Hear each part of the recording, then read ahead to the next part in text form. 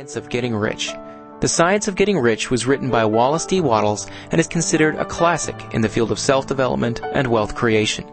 It is read by Brian Johnson, philosopher and CEO of Zods, Inc. This book makes the claim that everyone has the right to be rich, and that we should all strive to reach our potential in this regard. We hope you enjoy listening to this classic and timeless wisdom. For more educational and self-development audiobooks, courses, and podcasts, please visit www.learnoutloud.com. To hear other titles written or narrated by Brian Johnson, please be sure to visit www.learnoutloud.com/Brian Johnson. For more inspiration and to join a growing community of seekers and enlightened entrepreneurs, check out Zods.com. That's ZAADZ.com. Now here's Brian Johnson reading The Science of Getting Rich.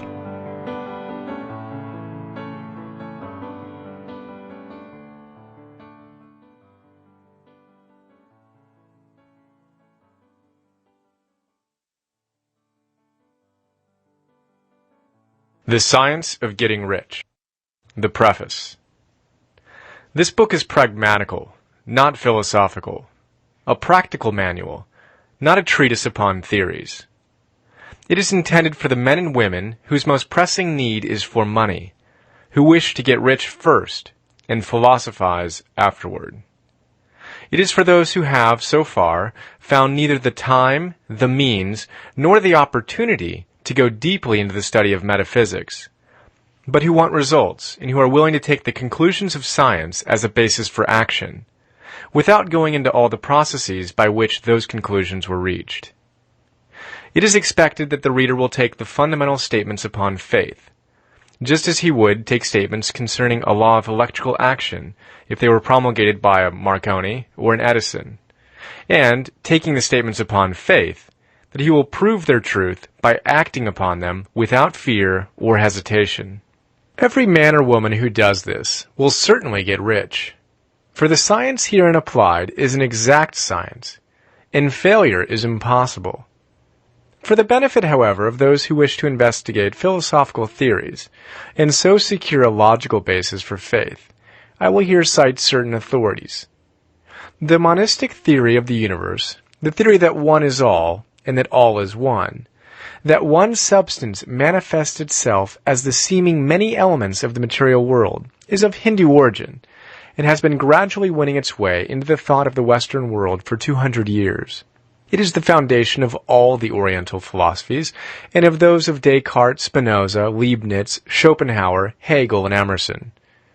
The reader who would dig to the philosophical foundations of this is advised to read Hegel and Emerson for himself. In writing this book, I have sacrificed all other considerations to plainness and simplicity of style, so that all might understand. The plan of action laid down herein was deduced from the conclusions of philosophy. It has been thoroughly tested and bears the supreme test of practical experiment. It works. If you wish to know how the conclusions were arrived at, read the writings of the authors mentioned above. And if you wish to reap the fruits of their philosophies in actual practice, read this book and do exactly as it tells you to do. The Author. Chapter 1. The Right to be Rich. Whatever may be said in praise of poverty, the fact remains that it is not possible to live a really complete or successful life unless one is rich. No man can rise to his greatest possible height in talent or soul development unless he has plenty of money. For to unfold the soul and to develop talent, he must have many things to use, and he cannot have these things unless he has money to buy them with. A man develops in mind, soul, and body by making use of things, and society is so organized that man must have money in order to become the possessor of things. Therefore, the basis of all advancement for man must be the science of getting rich. The object of all life is development, and everything that lives has an inalienable right to all the development is capable of attaining. Man's right to life means his right to have the free and unrestricted use of all the things which may be necessary to his fullest mental, spiritual, and physical unfoldment, or, in other words, his right to be rich. In this book I shall not speak of riches in a figurative way. To be really rich does not mean to be satisfied or contented with a little. No man ought to be satisfied with a little if he is capable of using and enjoying more. The purpose of nature is the advancement and unfoldment of life, and every man should have all that can contribute to the power, elegance, beauty, and richness of life. To be content with less is sinful. The man who owns all he wants for the living of all the life he is capable of living is rich. And no man who has not plenty of money can have all he wants. Life has advanced so far and become so complex that even the most ordinary man or woman requires a great amount of wealth in order to live in a manner that even approaches completeness. Every person naturally wants to become all that they are capable of becoming. This desire to realize innate possibilities is inherent in human nature. We cannot help wanting to be all that we can be. Success in life is becoming what you want to be. You can become what you want to be only by making use of things. And you can have the free use of things only as you become rich enough to buy them. To understand the science of getting rich is therefore the most essential of all knowledge. There is nothing wrong in wanting to get rich. The desire for riches is really the desire for a richer, fuller, and more abundant life. And that desire is praiseworthy. The man who does not desire to live more abundantly is abnormal, and so the man who does not desire to have money enough to buy all he wants is abnormal. There are three motives for which we live. We live for the body, we live for the mind, we live for the soul. No one of these is better or holier than the other. All are alike desirable, and no one of the three, body, mind, or soul, can live fully if either of the others is cut short of full life and expression. It is not right or noble to live only for the soul and deny mind or body, and it is wrong to live for the intellect and deny body or soul. We are all acquainted with the loathsome consequences of living for the body and denying both mind and soul, and we see that real life means the complete expression of all that man can give through body, mind, and soul. Whatever he can say, no man can be really happy or satisfied unless his body is living fully in every function, and unless the same is true of his mind and his soul. Wherever there is unexpressed possibility or function not performed, there is unsatisfied desire. Desire is possibility seeking expression, or function seeking performance. Man cannot live fully in body without good food, comfortable clothing, and warm shelter, and without freedom from excessive toil. Rest and recreation are also necessary to his physical life. He cannot live fully in mind without books and time to study them, without opportunity for travel and observation, or without intellectual companionship. To live fully in mind, he must have intellectual recreations, and must surround himself with all the objects of art and beauty he is capable of using and appreciating. To live fully in soul, man must have love, and love is denied expression by poverty. A man's highest happiness is found in the bestowal of benefits on those he loves. Love finds its most natural and spontaneous expression in giving. The man who has nothing to give cannot fulfill his place as a husband or father, as a citizen, or as a man. It is in the use of material things that a man finds full life for his body, develops his mind, and unfolds his soul. It is therefore of supreme importance to him that he should be rich. It is perfectly right that you should desire to be rich.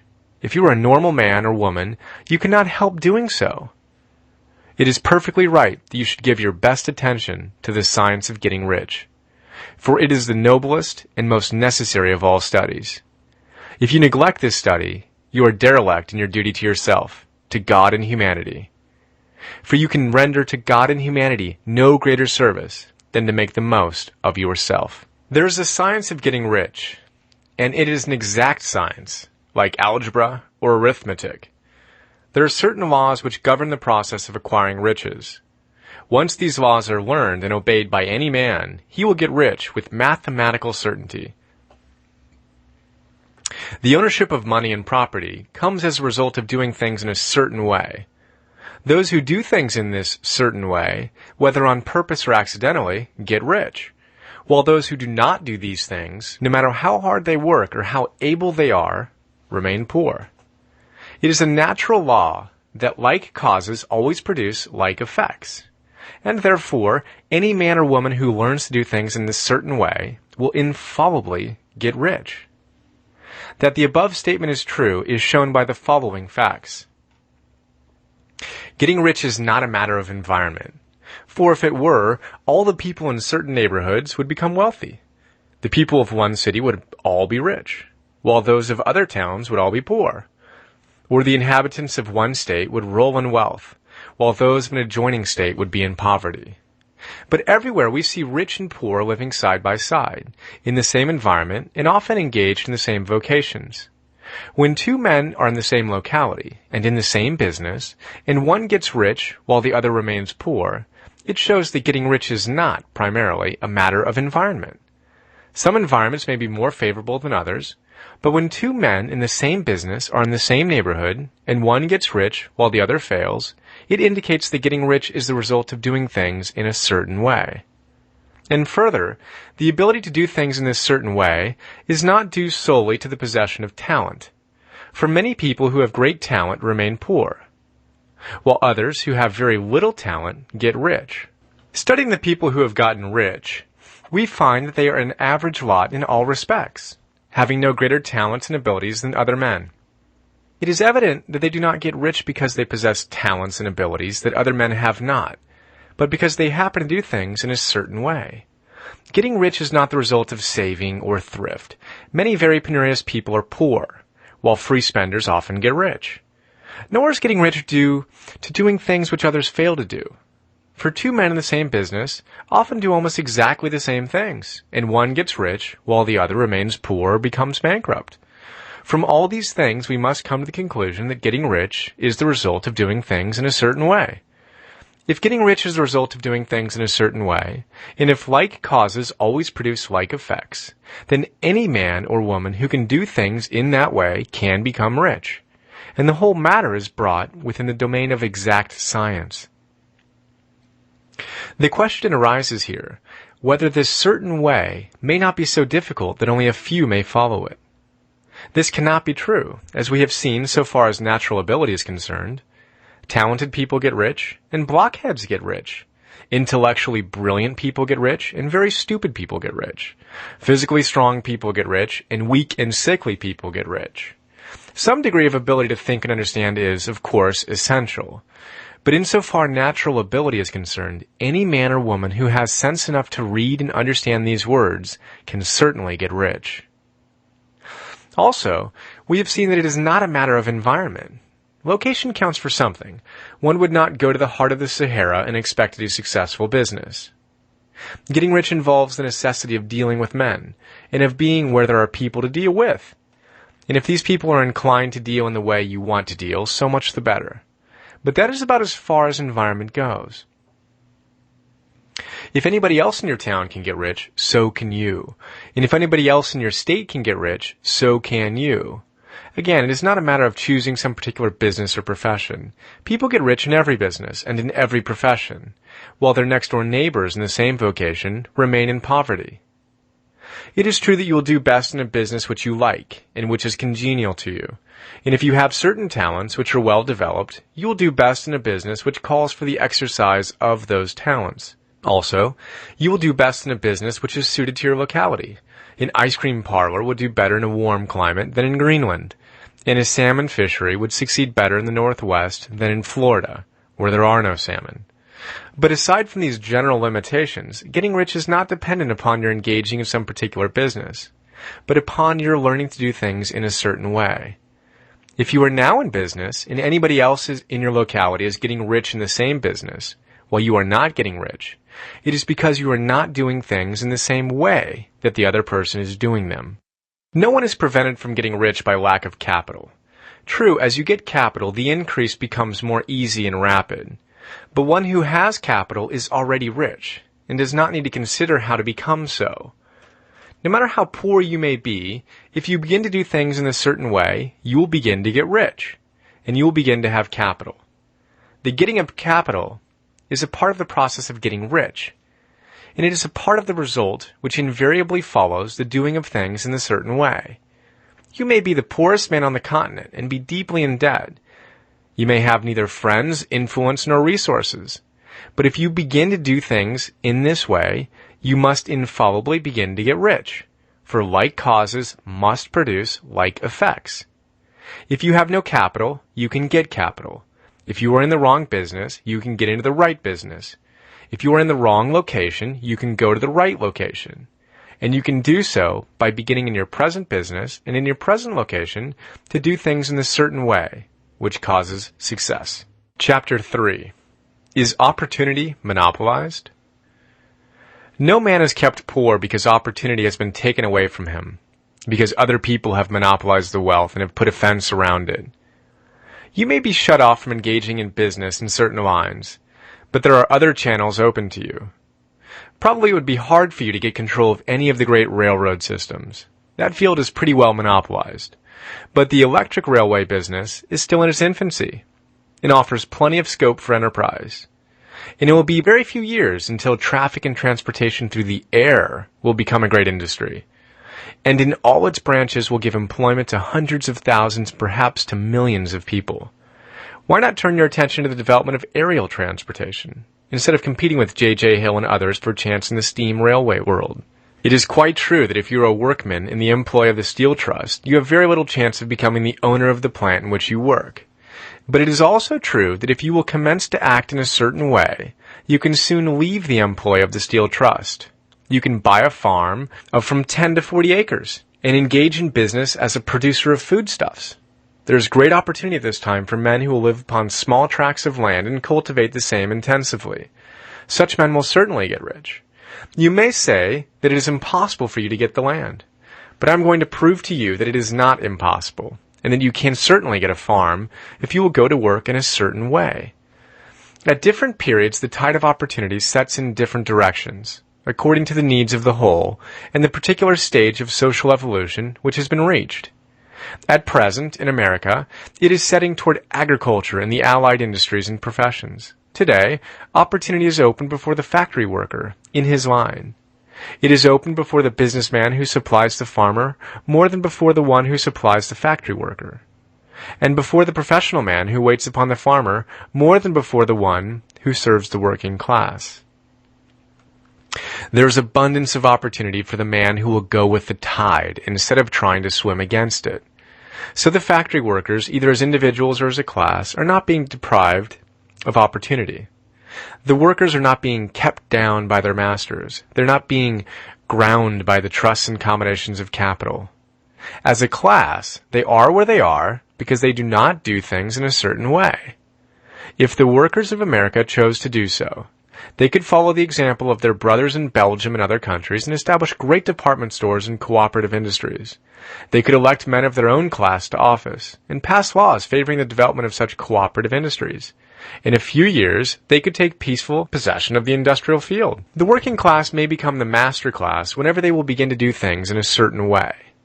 The law of wealth is the same for them as it is for all others. This they must learn, and they will remain where they are as long as they continue to do as they do. The individual worker, however, is not held down by the ignorance or the mental slothfulness of his class. He can follow the tide of opportunity to riches, and this book will tell him how. No one is kept in poverty by a shortness in the supply of riches. There is more than enough for all. A palace as large as the Capitol at Washington might be built for every family on earth from the building material in the United States alone. And under intensive cultivation, this country would produce wool, cotton, linen, and silk, enough to clothe each person in the world finer than Solomon was arrayed in all his glory, together with food enough to feed them all luxuriously. The visible supply is practically inexhaustible, and the invisible supply really is inexhaustible. Everything you see on earth is made from one original substance, out of which all things proceed. New forms are constantly being made, and older ones are dissolving, but all are shapes assumed by one thing. There is no limit to the supply of formless stuff or original substance. The universe is made out of it, but it was not all used in making the universe. The spaces in, through, and between the forms of the visible universe are permeated and filled with the original substance, with the formless stuff, with the raw material of all things. 10,000 times as much as has been made might still be made. And even then we should not have exhausted the supply of universal raw material. No man, therefore, is poor because nature is poor, or because there is not enough to go around. Nature is an inexhaustible storehouse of riches. The supply will never run short. Original substance is alive with creative energy and is constantly producing more forms. When the supply of building material is exhausted, more will be produced. When the soil is exhausted so that foodstuffs and materials for clothing will no longer grow upon it, it'll be renewed, or more soil will be made. When all the gold and silver has been dug from the earth, if man is still in such a stage of social development that he needs gold and silver, more will be produced from the formless. The formless stuff responds to the needs of man. It will not let him be without any good thing. This is true of man collectively. The race as a whole is always abundantly rich, and if individuals are poor, it is because they do not follow the certain way of doing things, which makes the individual man rich. The formless stuff is intelligent. It is stuff which thinks. It is alive, and is always impelled toward more life. It is the natural and inherent impulse of life to seek to live more. It is the nature of intelligence to enlarge itself, and of consciousness to seek to extend its boundaries and find fuller expression. The universe of forms has been made by formless living substance, throwing itself into form in order to express itself more fully. The universe is a great living presence, always moving inherently toward more life and fuller functioning. Nature is formed for the advancement of life. Its impelling motive is the increase of life. For this cause, everything which can possibly minister to life is bountifully provided. There can be no lack unless God is to contradict himself and nullify his own works. You are not kept poor by lack in the supply of riches. It is a fact which I shall demonstrate a little farther on, that even the resources of the formless supply are at the command of the man or woman who will act and think in a certain way. Chapter 4. The first principle in the science of getting rich. Thought is the only power which can produce tangible riches from the formless substance. The stuff from which all things are made is a substance which thinks, and a thought of form in this substance produces the form. Original substance moves according to its thoughts. Every form and process you see in nature is the visible expression of a thought in original substance. As the formless stuff thinks of a form, it takes that form. As it thinks of a motion, it makes that motion. That is the way all things were created. We live in a thought world, which is part of a thought universe. The thought of a moving universe extended throughout formless substance, and the thinking stuff, moving according to that thought, took the form of systems of planets and maintains that form. Thinking substance takes the form of its thought, and moves according to the thought. Holding the idea of a circling system of suns and worlds, it takes the form of these bodies, and moves them as it thinks. Thinking the form of a slow-growing oak tree, it moves accordingly, and produces the tree, though centuries may be required to do the work. In creating, the formless seems to move according to the lines of motion it has established. The thought of an oak tree does not cause the instant formation of a full-grown tree, but it does start in motion the forces which will produce the tree, along with established lines of growth. Every thought of form held in thinking substance causes the creation of the form, but always, or at least generally, along lines of growth and action already established. The thought of a house of a certain construction, if it were impressed upon formless substance, might not cause the instant formation of the house, but it would cause the turning of creative energies, already working in trade and commerce, into such channels as to result in the speedy building of the house. And if there were no existing channels through which the creative energy could work, then the house would be formed directly from primal substance, without waiting for the slow processes of the organic and inorganic world. No thought of form can be impressed upon original in substance without causing the creation of the form. Man is a thinking center and can originate thought. All the forms that man fashions with his hands must first exist in his thought. He cannot shape a thing until he has thought that thing. And so far man has confined his efforts wholly to the work of his hands. He has applied manual labor to the world of forms, seeking to change or modify those already existing. He has never thought of trying to cause the creation of new forms by impressing his thoughts upon formless substance. When man has a thought form, he takes material from the forms of nature and makes an image of the form which is in his mind. He has so far made little or no effort to cooperate with formless intelligence, to work, quote, with the Father. He has not dreamed that he can, quote, do what he seeth the Father doing. Man reshapes and modifies existing forms by manual labor. He has given no attention to the question whether he may not produce things from formless substance by communicating his thoughts to it. We propose to prove that he may do so, to prove that any man or woman may do so, and to show how. As our first step, we must lay down 3 fundamental propositions. First, we assert that there is one original formless stuff, or substance, from which all things are made. All the seemingly many elements are but different presentations of one element. All the many forms found in organic and inorganic nature are but different shapes, made from the same stuff. And this stuff is thinking stuff. A thought held in it produces the form of a thought.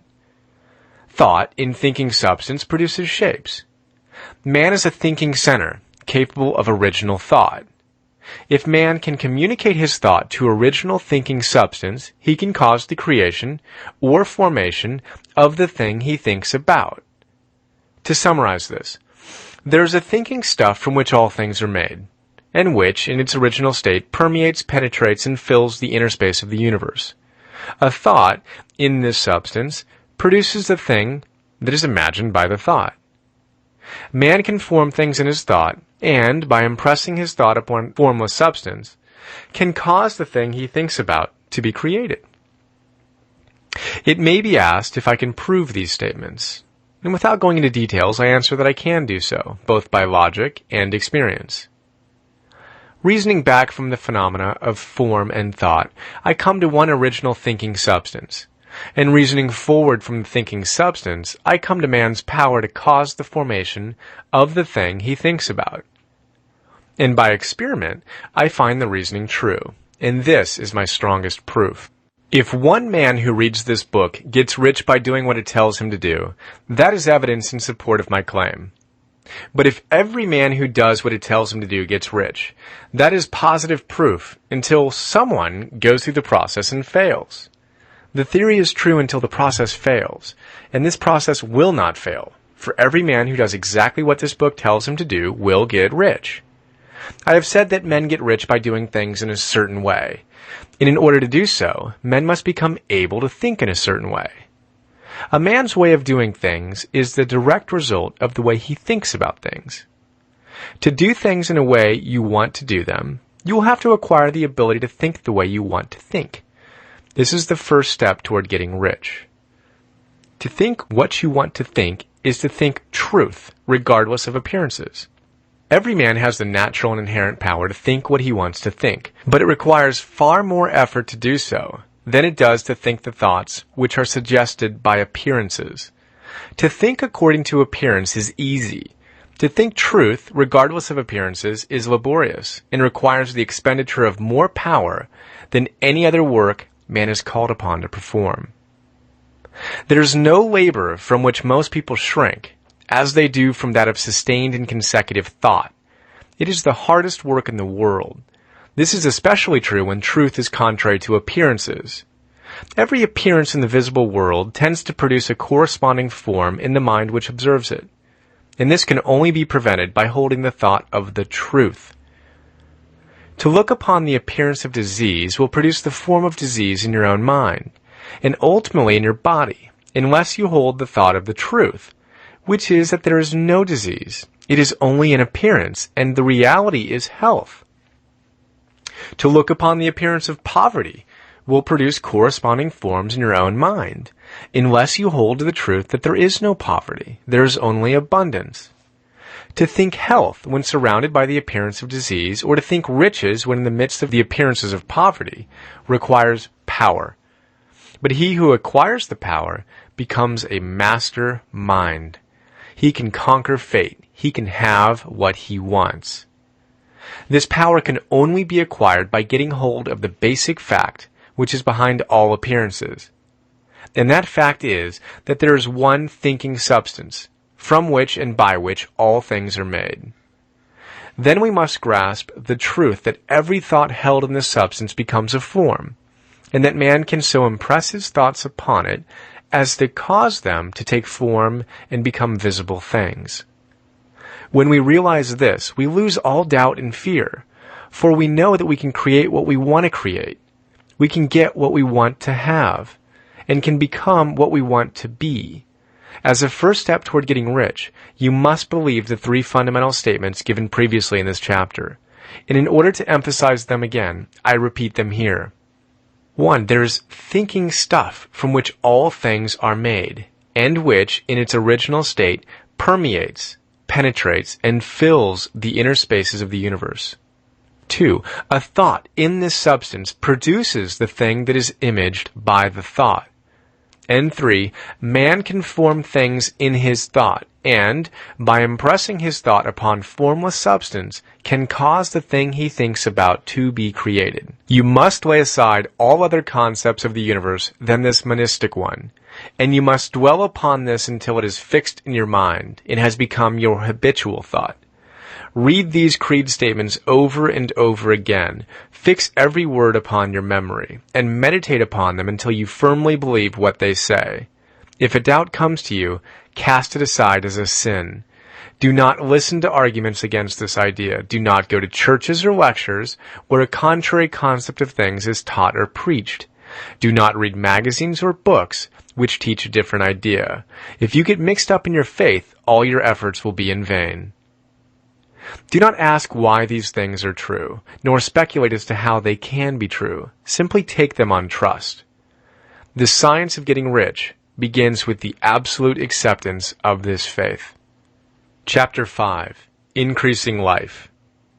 You must get rid of the last vestige of the old idea that there is a deity whose will it is that you should be poor, or whose purposes may be served by keeping you in poverty. The intelligent substance which is all, and which lives in all and lives in you, is a consciously living substance. Being a consciously living substance, it must have the nature and inherent desire of every living intelligence for increase of life. Every living thing must continually seek for the enlargement of its life, because life, in the mere act of living, must increase itself. A seed, dropped into the ground, springs into activity, and in the act of living produces 100 more seeds. Life, by living, multiplies itself. It is forever becoming more. It must do so, if it continues to be at all. Intelligence is under the same necessity for continuous increase. Every thought we think makes it necessary for us to think another thought. Consciousness is continually expanding. Every fact we learn leads us to the learning of another fact. Knowledge is continually increasing. Every talent we cultivate brings to the mind the desire to cultivate another talent. We are subject to the urge of life, seeking expression, which ever drives us on to know more, to do more, and to be more. In order to know more, do more, and be more, we must have more. We must have things to use, for we learn and do and become only by using things. We must get rich so that we can live more. The desire for riches is simply the capacity for larger life-seeking fulfillment. Every desire is the effort of an unexpressed possibility to come into action. It is power seeking to manifest which causes desire. That which makes you want more money is the same as that which makes the plant grow. It is life seeking fuller expression. The one living substance must be subject to this inherent law of all life. It is permeated with the desire to live more. That is why it is under the necessity of creating things. The one substance desires to live more in you, hence it wants to have all the things you can use. It is the desire of God that you should get rich. He wants you to get rich because he can express himself better through you if you have plenty of things to use in giving him expression. He can live more in you if you have unlimited command of the means of life. The universe desires you to have everything you want to have. Nature is friendly to your plans. Everything is naturally for you. Make up your mind that this is true. It is essential, however, that your purpose should harmonize with the purpose that is in all. You must want real life, not mere pleasure or sensual gratification. Life is the performance of function, and the individual really lives only when he performs every function, physical, mental, and spiritual, of which he is capable, without excess in any. You do not want to get rich in order to live swinishly, for the gratification of animal desires. That is not life. But the performance of every physical function is a part of life, and no one lives completely who denies the impulses of the body a normal and healthful expression. You do not want to get rich solely to enjoy mental pleasures, to get knowledge, to gratify ambition, to outshine others, to be famous.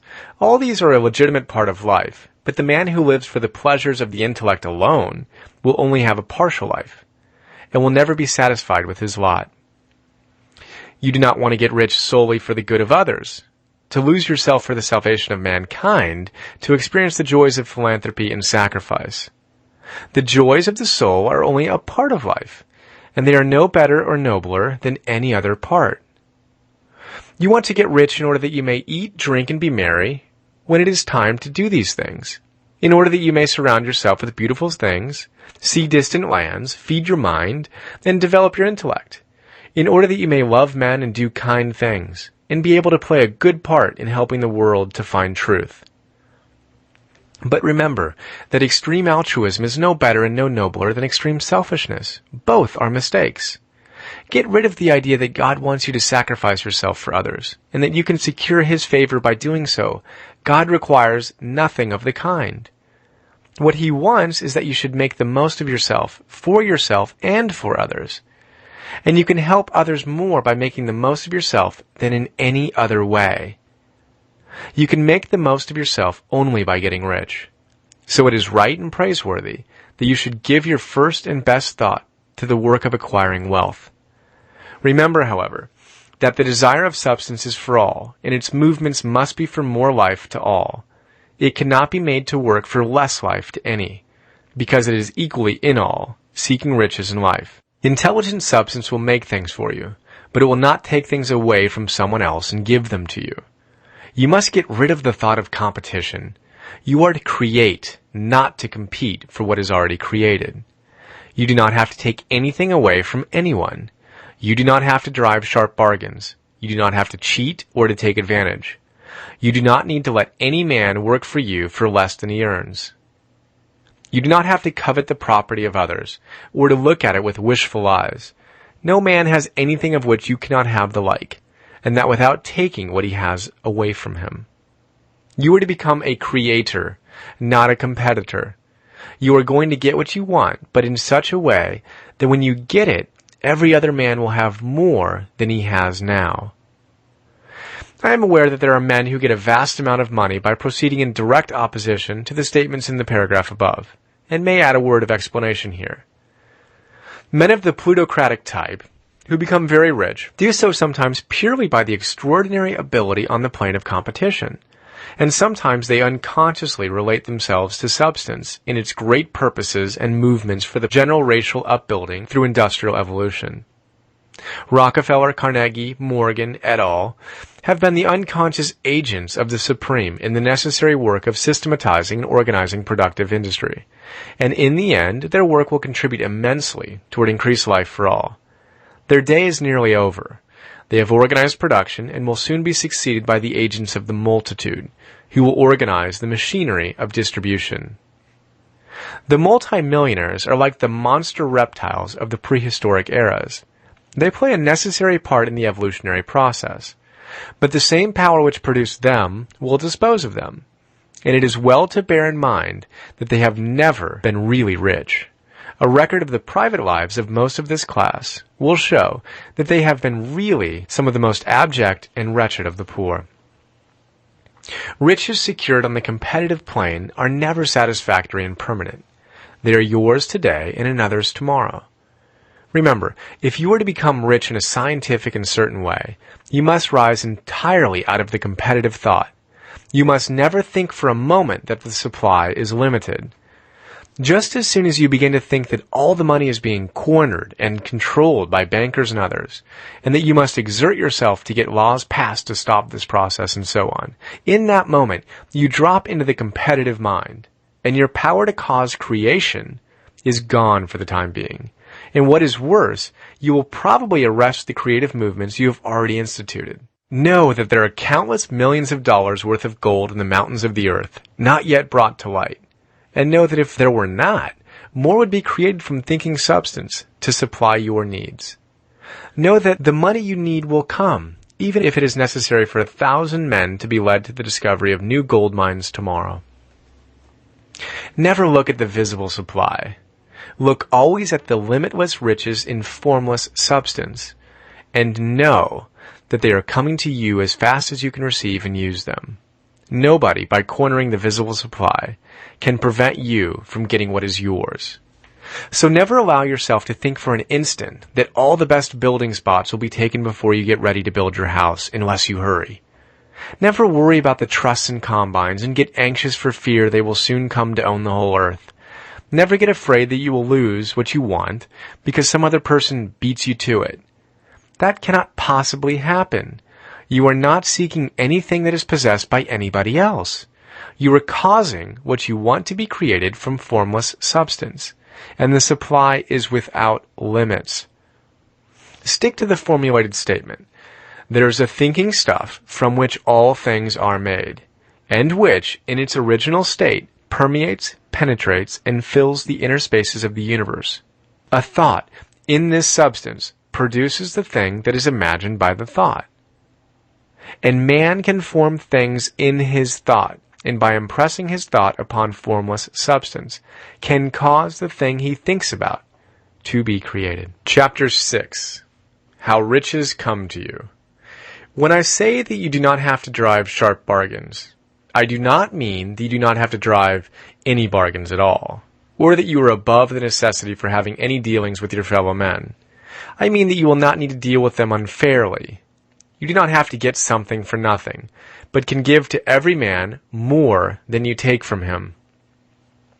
You cannot give every man more in cash market value than you take from him, but you can give him more in use value than the cash value of the thing you take from him. The paper, ink, and other material in this book may not be worth the money you pay for it, but if the ideas suggested by it bring you thousands of dollars, you have not been wronged by those who sold it to you. They have given you a great use value for a small cash value. Let us suppose that I own a picture by one of the great artists, which in any civilized community is worth thousands of dollars. I take it to Baffin Ray, and by salesmanship, induce an Eskimo to give a bundle of furs worth $500 for it. I have really wronged him, for he has no use for the picture. It has no use value to him. It will not add to his life. But suppose I give him a gun worth $50 for his furs. Then he has made a good bargain. He has use for the gun. It will give him many more furs and much food. It will add to his life in every way. It will make him rich. When you rise from the competitive to the creative plane, you can scan your business transactions very strictly. And if you are selling any man anything which does not add more to his life than the thing he gives you in exchange, you can afford to stop it. You do not have to beat anybody in business. And if you are in a business which does beat people, get out of it at once. Give every man more in use value than you take from him in cash value. Then you are adding to the life of the world by every business transaction. If you have people working for you, you must take from them more in cash value than you pay them in wages. But you can so organize your business that it will be filled with the principle of advancement, and so that each employee who wishes to do so may advance a little every day. You can make your business do for your employees what this book is doing for you. You can so conduct your business that it will be a sort of ladder by which every employee who will take the trouble may climb to riches himself. And given the opportunity, if you will not do so, it is not your fault. And finally, because you are to cause the creation of your riches from formless substance which permeates all your environment, it does not follow that they are to take shape from the atmosphere and come into being before your eyes. If you want a sewing machine, for instance, I do not mean to tell you that you are to impress the thought of a sewing machine on thinking substance until the machine is formed without hands, in the room where you sit or elsewhere. But if you want a sewing machine, hold the mental image of it with the most positive certainty that it is being made, or is on its way to you. Once forming the thought, have the most absolute and unquestioning faith that the sewing machine is coming. Never think of it or speak of it in any other way than as being sure to arrive. Claim it as already yours. It will be brought to you by the power of the supreme intelligence, acting upon the minds of men. If you live in Maine, it may be that a man will be brought from Texas or Japan to engage in some transaction which will result in your getting what you want. If so, the whole matter will be as much to that man's advantage as it is to yours. Do not forget for a moment that the thinking substance is through all, in all, communicating with all, and can influence all. The desire of thinking substance for fuller life and better living has caused the creation of all the sewing machines already made, and it can cause the creation of millions more, and will, whenever men set it in motion by desire and faith, and by acting in a certain way. You can certainly have a sewing machine in your house, and it is just as certain that you can have any other thing or things which you want, and which you will use for the advancement of your own life and the lives of others. You need not hesitate about asking largely. It is your Father's pleasure to give you the kingdom, said Jesus. Original substance wants to live all that is possible in you, and wants you to have all that you can or will use for the living of the most abundant life. If you fix upon your consciousness the fact that the desire you feel for the possession of riches is one with the desire of omnipotence for more complete expression, your faith becomes invincible. Once I saw a little boy sitting at a piano and vainly trying to bring harmony out of the keys, and I saw that he was grieved and provoked by his inability to play real music. I asked him the cause of his vexation, and he answered, I can feel the music in me, but I can't make my hands go right. The music in him was the urge of original substance, containing all the possibilities of life. All that there is of music was seeking expression through the child. God, the one substance, is trying to live and do and enjoy things through humanity. He's saying, I want hands to build wonderful structures, to play divine harmonies, to paint glorious pictures. I want feet to run my errands, eyes to see my beauties, tongues to tell mighty truths, and to sing marvelous songs, and so on. All that there is of possibility is seeking expression through men.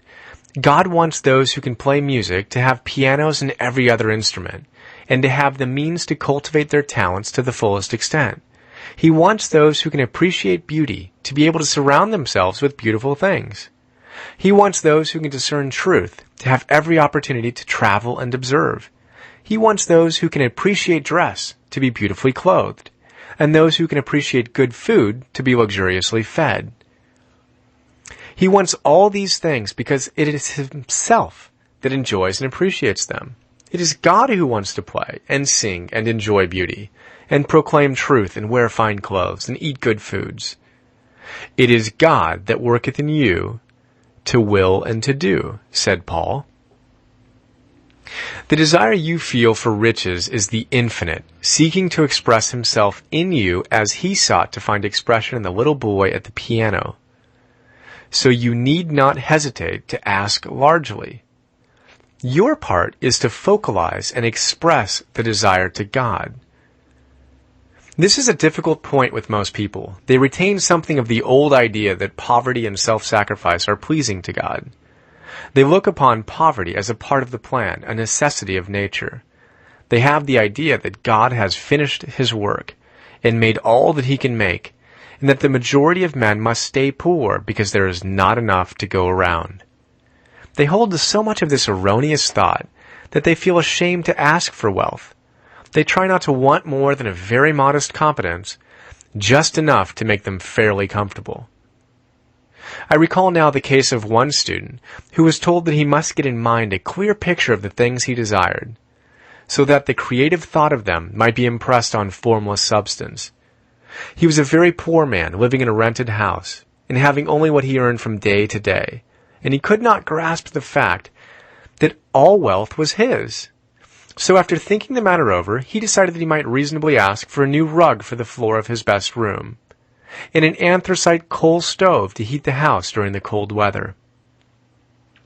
Following the instructions given in this book, he obtained these things in a few months, and then it dawned upon him that he had not asked enough. He went through the house in which he lived and planned all the improvements he would like to make in it. He mentally added a bay window here and a room there until it was complete in his mind as his ideal home, and then he planned its furnishings. Holding the whole picture in his mind, he began living in this certain way and moving toward what he wanted. And he owns the house now and is rebuilding it after the form of his mental image. And now, with still larger faith, he is going on to get greater things. And it has been unto him according to his faith. Chapter 7. Gratitude. The illustrations given in the last chapter will have conveyed to the reader the fact that the first step toward getting rich is to convey the idea of your wants to the formless substance. This is true, and you will see that in order to do so, it becomes necessary to relate yourself to the formless intelligence in a harmonious way. To secure this harmonious relation is a matter of such primary and vital importance that I shall give you some space to its discussion here, and give you instructions which, if you will follow them, will be certain to bring you into the perfect unity of mind with God. The whole process of mental adjustment and atonement can be summed up in one word: gratitude. First, you believe that there is one intelligent substance from which all things proceed. Second, you believe that this substance gives you everything you desire. And third, you relate yourself to it by a feeling of deep and profound gratitude. Many people who order their lives rightly in all other ways are kept in poverty by their lack of gratitude. Having received one gift from God, they cut the wires which connect them with Him by failing to make acknowledgement. It is easy to understand that the nearer we live to the source of wealth, the more wealth we shall receive. And it is easy also to understand that the soul that is always grateful lives in closer touch with God than the one which never looks to Him in thankful acknowledgement. The more gratefully we fix our minds on the Supreme when good things come to us, the more good things we will receive, and the more rapidly they will come. And the reason simply is that the mental attitude of gratitude draws the mind into closer touch with the source from which the blessings come. If it is a new thought to you that gratitude brings your whole mind into closer harmony with the creative energies of the universe, consider it well, and you will see that it is true. The good things you already have come to you along the lines of obedience to certain laws. Gratitude will lead your mind out along the ways by which things come, and it will keep you in close harmony with creative thought and prevent you from falling into competitive thought. Gratitude alone can keep you looking toward the all and prevent you from falling into the error of thinking of the supply as limited. And to do that would be fatal to your hopes.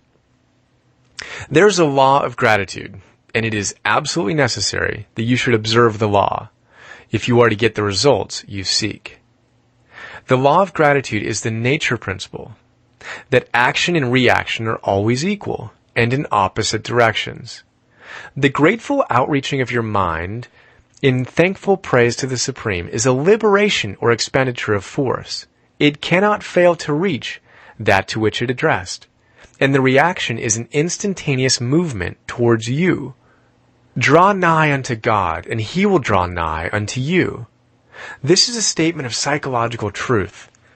And if your gratitude is strong and constant, the reaction in formless substance will be strong and continuous. The movement of the things you want will be always toward you. Notice the grateful attitude that Jesus took, how He always seems to be saying, I thank Thee, Father, that Thou hearest me. You cannot exercise much power without gratitude, for it is gratitude that keeps you connected with power. But the value of gratitude does not consist solely in getting you more blessings in the future.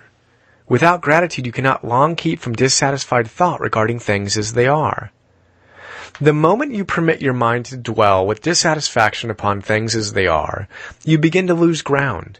You fix attention upon the common, the ordinary, the poor, and the squalid and mean, and your mind takes the form of these things. Then you will transmit these forms or mental images to the formless, and the common, the poor, the squalid, and the mean will come to you. To permit your mind to dwell upon the inferior is to become inferior, and to surround yourself with inferior things. On the other hand, to fix your attention on the best is to surround yourself with the best, and to become the best. The creative power within us makes us into the image of that to which we give our attention. We are thinking substance, and thinking substance always takes the form of that which it thinks about. The grateful mind is constantly fixed upon the best. Therefore, it tends to become the best. It takes the form or character of the best and will receive the best. Also, faith is born of gratitude. The grateful mind continually expects good things, and expectation becomes faith. The reaction of gratitude upon one's mind produces faith, and every outgoing wave of grateful thanksgiving increases faith. He who has no feeling of gratitude cannot long retain a living faith. And without a living faith, you cannot get rich by the creative method, as we shall see in the following chapters. It is necessary, then, to cultivate the habit of being grateful for every good thing that comes to you, and to give thanks continuously. And because all things have contributed to your advancement, you should include all things in your gratitude. Do not waste time thinking or talking about the shortcomings or wrong actions of plutocrats or trust magnates. Their organization of the world has made your opportunity. All you get really comes to you because of them. Do not rage against corrupt politicians. If it were not for politicians, we should fall into anarchy, and your opportunity would be greatly lessened. God has worked a long time and very patiently to bring us to where we are in industry and government, and He is going right on with His work. There is not the least doubt that He will do away with plutocrats, trust magnates, captains of industry, and politicians as soon as they can be spared. But in the meantime, behold, they are all very good. Remember that they are helping to arrange the lines of transmission, along which your riches will come to you, and be grateful to them all. This will bring you into harmonious relations with the good in everything, and the good in everything will move toward you. And it is so with you and with all of us. Chapter 8. Thinking in the Certain Way.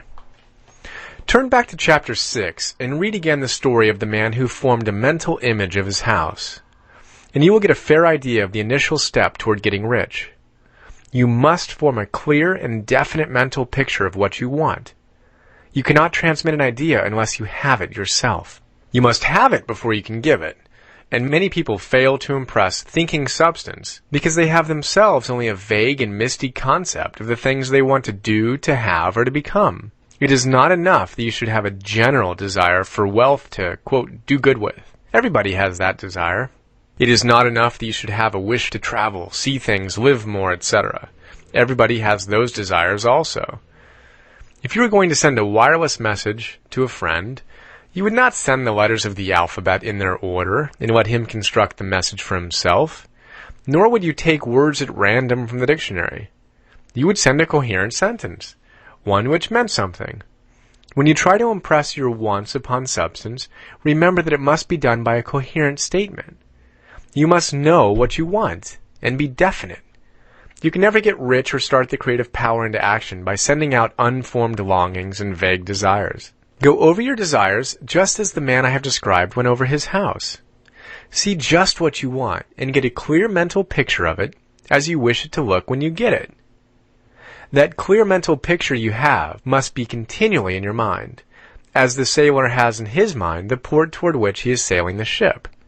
You must keep your face toward it all the time. You must no more lose sight of it than the steersman loses sight of the compass. It is not necessary to take exercises in concentration, nor to set apart special times for prayer and affirmation, nor to, quote, go into the silence, nor to do occult stunts of any kind. These things are well enough, but all you need is to know what you want, and to want it badly enough so that it will stay in your thoughts. Spend as much of your leisure time as you can in contemplating your picture. But no one needs to take exercises to concentrate his mind on a thing which he really wants. It is the things you do not really care about which require effort to fix your attention upon.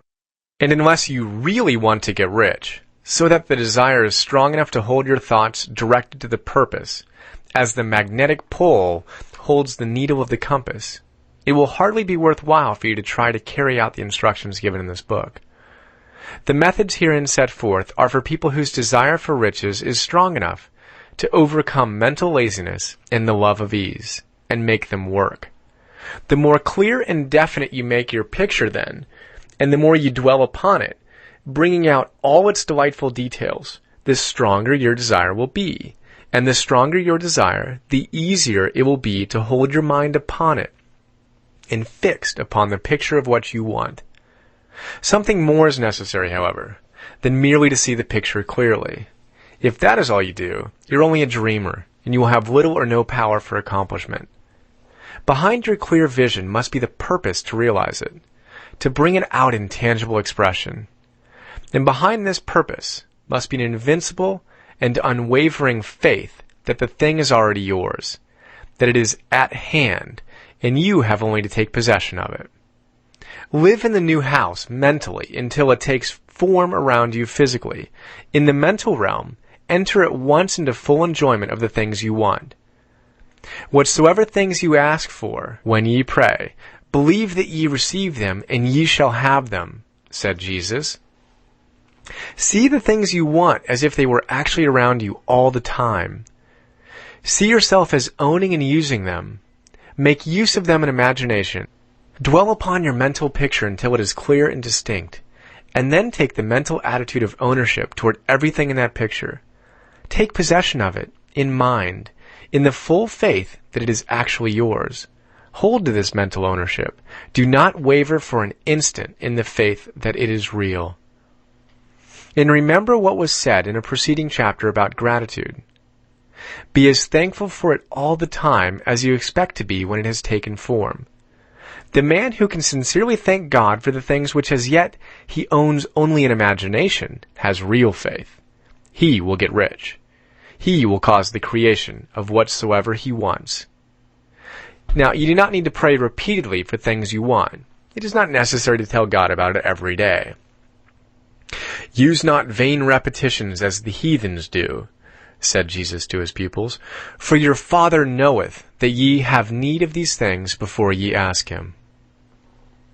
Your part is to intelligently formulate your desire for the things which make for a larger life, and to get these desires arranged into a coherent whole, and then to impress this whole desire upon the formless substance, which has the power and the will to bring you what you want.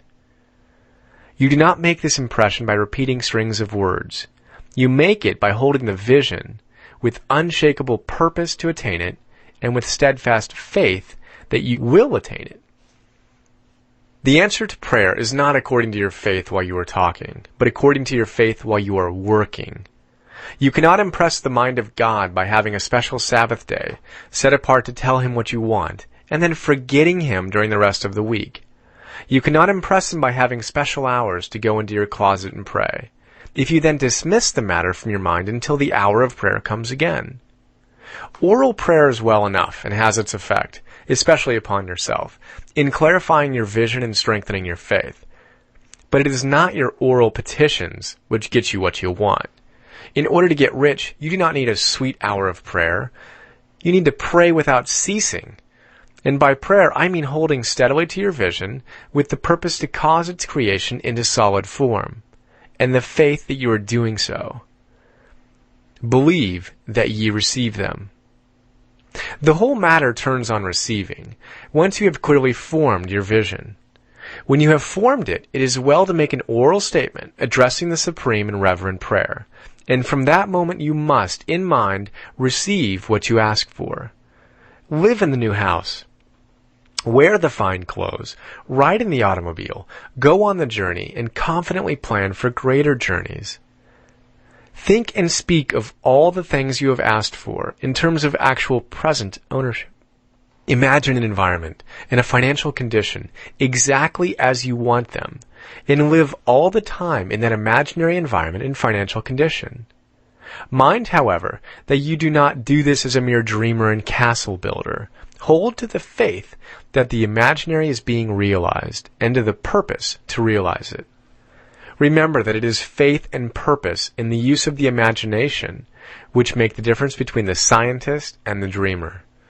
And having learned this fact, it is here that you must learn the proper use of the will. Chapter 9. How to use the will. To set about getting rich in a scientific way, you do not try to apply your willpower to anything outside of yourself. You have no right to do so anyway. It is wrong to apply your will to other men and women in order to get them to do what you wish done. It is as flagrantly wrong to coerce people by mental power as it is to coerce them by physical power. If compelling people by physical force to do things for you reduces them to slavery, compelling them by mental means accomplishes exactly the same thing. The only difference is in methods. If taking things from people by physical force is robbery, then taking things by mental force is robbery also. There is no difference in principle. You have no right to use your willpower upon another person, even if for his own good, for you do not know what is for his good. The science of getting rich does not require you to apply power or force to any person in any way whatsoever. There is not the slightest necessity for doing so. Indeed, any attempt to use your will upon others will only tend to defeat your purpose. You do not need to apply your will to things in order to compel them to come to you. That would simply be trying to coerce God, and would be foolish and useless, as well as irreverent. You do not have to compel God to give you good things, any more than you have to use your willpower to make the sun rise. You do not have to use your willpower to conquer an unfriendly deity, or to make stubborn and rebellious forces do your bidding. Substance is friendly to you, and is more anxious to give you what you want than you are to get it. To get rich, you need only to use your willpower upon yourself. When you know what to think and do, then you must use your will to compel yourself to think and do the right things. That is the legitimate use of the will in getting what you want, to use it in holding yourself to the right course. Use your will to keep yourself thinking and acting in a certain way. Do not try to project your will or your thoughts or your mind out into space, to act on things or people. Keep your mind at home. You can accomplish more there than elsewhere. Use your mind to form a mental image of what you want, and to hold that vision with faith and purpose, and use your will to keep your mind working in the right way. The more steady and continuous your faith and purpose, the more rapidly you will get rich, because you will make only positive impressions upon substance, and you will not neutralize or offset them by negative impressions. The picture of your desires, held with faith and purpose, is taken up by the formless, and permeates it to great distances, throughout the universe for all I know. As this impression spreads, all things are set moving towards its realization. Every living thing, every inanimate thing, and the things yet uncreated are stirred toward bringing it into being. All force begins to be exerted in that direction. All things begin to move toward you. The minds of people everywhere are influenced toward doing the things necessary to the fulfilling of your desires, and they work for you unconsciously. But you can check all this by starting a negative impression in the formless substance. Doubt or unbelief is as certain to start a movement away from you as faith and purpose are to start one toward you. It is by not understanding this that most people who try to make use of, quote, mental science in getting rich make their failure. Every hour and moment you spend in giving heed to doubts and fears, every hour you spend in worry, every hour in which your soul is possessed by unbelief, sets a current away from you in the whole domain of intelligent substance. All the promises are unto them that believe, and unto them only. Notice how insistent Jesus was upon this point of belief, and now you know the reason why. Since belief is all important, it behooves you to guard your thoughts. And as your beliefs will be shaped to a very great extent by the things you observe and think about, It is important that you should command your attention. And here the will comes into use. For it is by your will that you determine upon what things your attention shall be fixed. If you want to become rich, you must not make a study of poverty. Things are not brought into being by thinking about their opposites. Health is never to be attained by studying disease and thinking about disease. Righteousness is not to be promoted by studying sin and thinking about sin. And no one ever got rich by studying poverty and thinking about poverty. Medicine as a science of disease has increased the disease. Religion as a science of sin has promoted sin. And economics as a study of poverty will fill the world with wretchedness and want. Do not talk about poverty. Do not investigate it or concern yourself with it. Never mind what its causes are. You have nothing to do with them. What concerns you is the cure. Do not spend your time in charitable work or charity movements. All charity only tends to perpetuate the wretchedness it aims to eradicate. I do not say that you should be hard-hearted or unkind and refuse to hear the cry of need, but you must not try to eradicate poverty in any of the conventional ways. Put poverty behind you and put all that pertains to it behind you and make good. Get rich. That is the best way you can help the poor. And you cannot hold the mental image which is to make you rich if you fill your mind with pictures of poverty. Do not read books or papers which give circumstantial accounts of the wretchedness of the tenement dwellers, of the horrors of child labor, and so on. Do not read anything which fills your mind with gloomy images of want and suffering. You cannot help the poor in the least by knowing about these things, and the widespread knowledge of them does not tend at all to do away with poverty. What tends to do away with poverty is not the getting of pictures of poverty into your mind, but getting pictures of wealth into the minds of the poor. You are not deserting the poor in their misery when you refuse to allow your mind to be filled with pictures of that misery. Poverty can be done away with, not by increasing the number of well-to-do people who think about poverty, but by increasing the number of poor people who purpose with faith to get rich. The poor do not need charity. They need inspiration. Charity only sends them a loaf of bread to keep them alive in their wretchedness, or gives them an entertainment to make them forget for an hour or two. But inspiration will cause them to rise out of their misery. If you want to help the poor, demonstrate to them that they can become rich. Prove it by getting rich yourself. The only way in which poverty will ever be banished from this world is by getting a large and constantly increasing number of people to practice the teachings of this book. People must be taught to become rich by creation, not by competition. Every man who becomes rich by competition throws down behind him the ladder by which he rises, and keeps others down. But every man who gets rich by creation opens a way for thousands to follow him, and inspires them to do so. You are not showing hardness of heart or an unfeeling disposition when you refuse to pity poverty, see poverty, read about poverty, or to think or talk about it, or to listen to those who do talk about it. Use your willpower to keep your mind off the subject of poverty and to keep it fixed with faith and purpose on the vision of what you want. Chapter 10. Further use of the will. You cannot retain a true and clear vision of wealth if you are constantly turning your attention to opposing pictures, whether they be external or imaginary. Do not tell of your past troubles of a financial nature. If you have had them, do not think of them at all. Do not tell of the poverty of your parents or the hardships of your early life. To do any of these things is to mentally class yourself with the poor for the time being, and it will certainly check the movement of things in your direction. Let the dead bury their dead, as Jesus said. Put poverty and all things that pertain to poverty completely behind you. You have accepted a certain theory of the universe as being correct, and are resting all your hopes of happiness on its being correct. And what can you gain by giving heed to conflicting theories? Do not read religious books which tell you that the world is soon coming to an end, and do not read the writing of muckrakers and pessimistic philosophers who tell you that it is going to the devil. The world is not going to the devil. It is going to God. It is wonderful becoming. True, there may be a good many things in existing conditions which are disagreeable.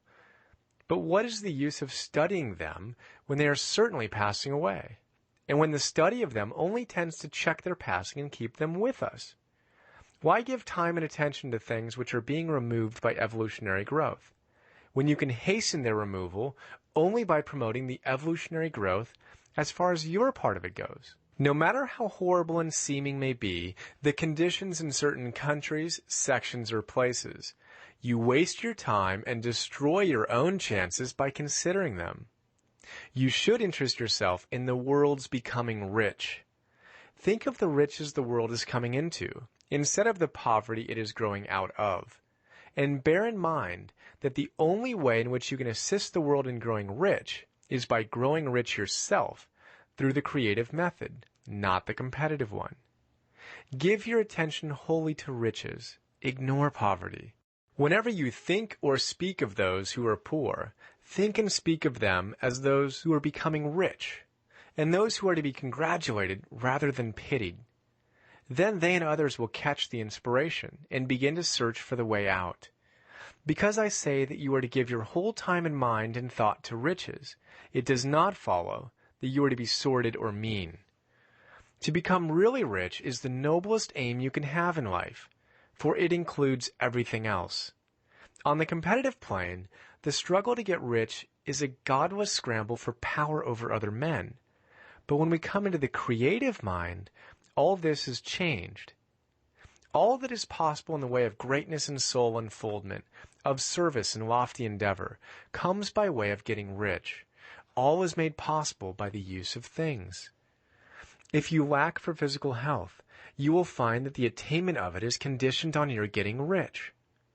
Only those who are emancipated from financial worry, and who have the means to live a carefree existence and follow hygienic practices, can have and retain health.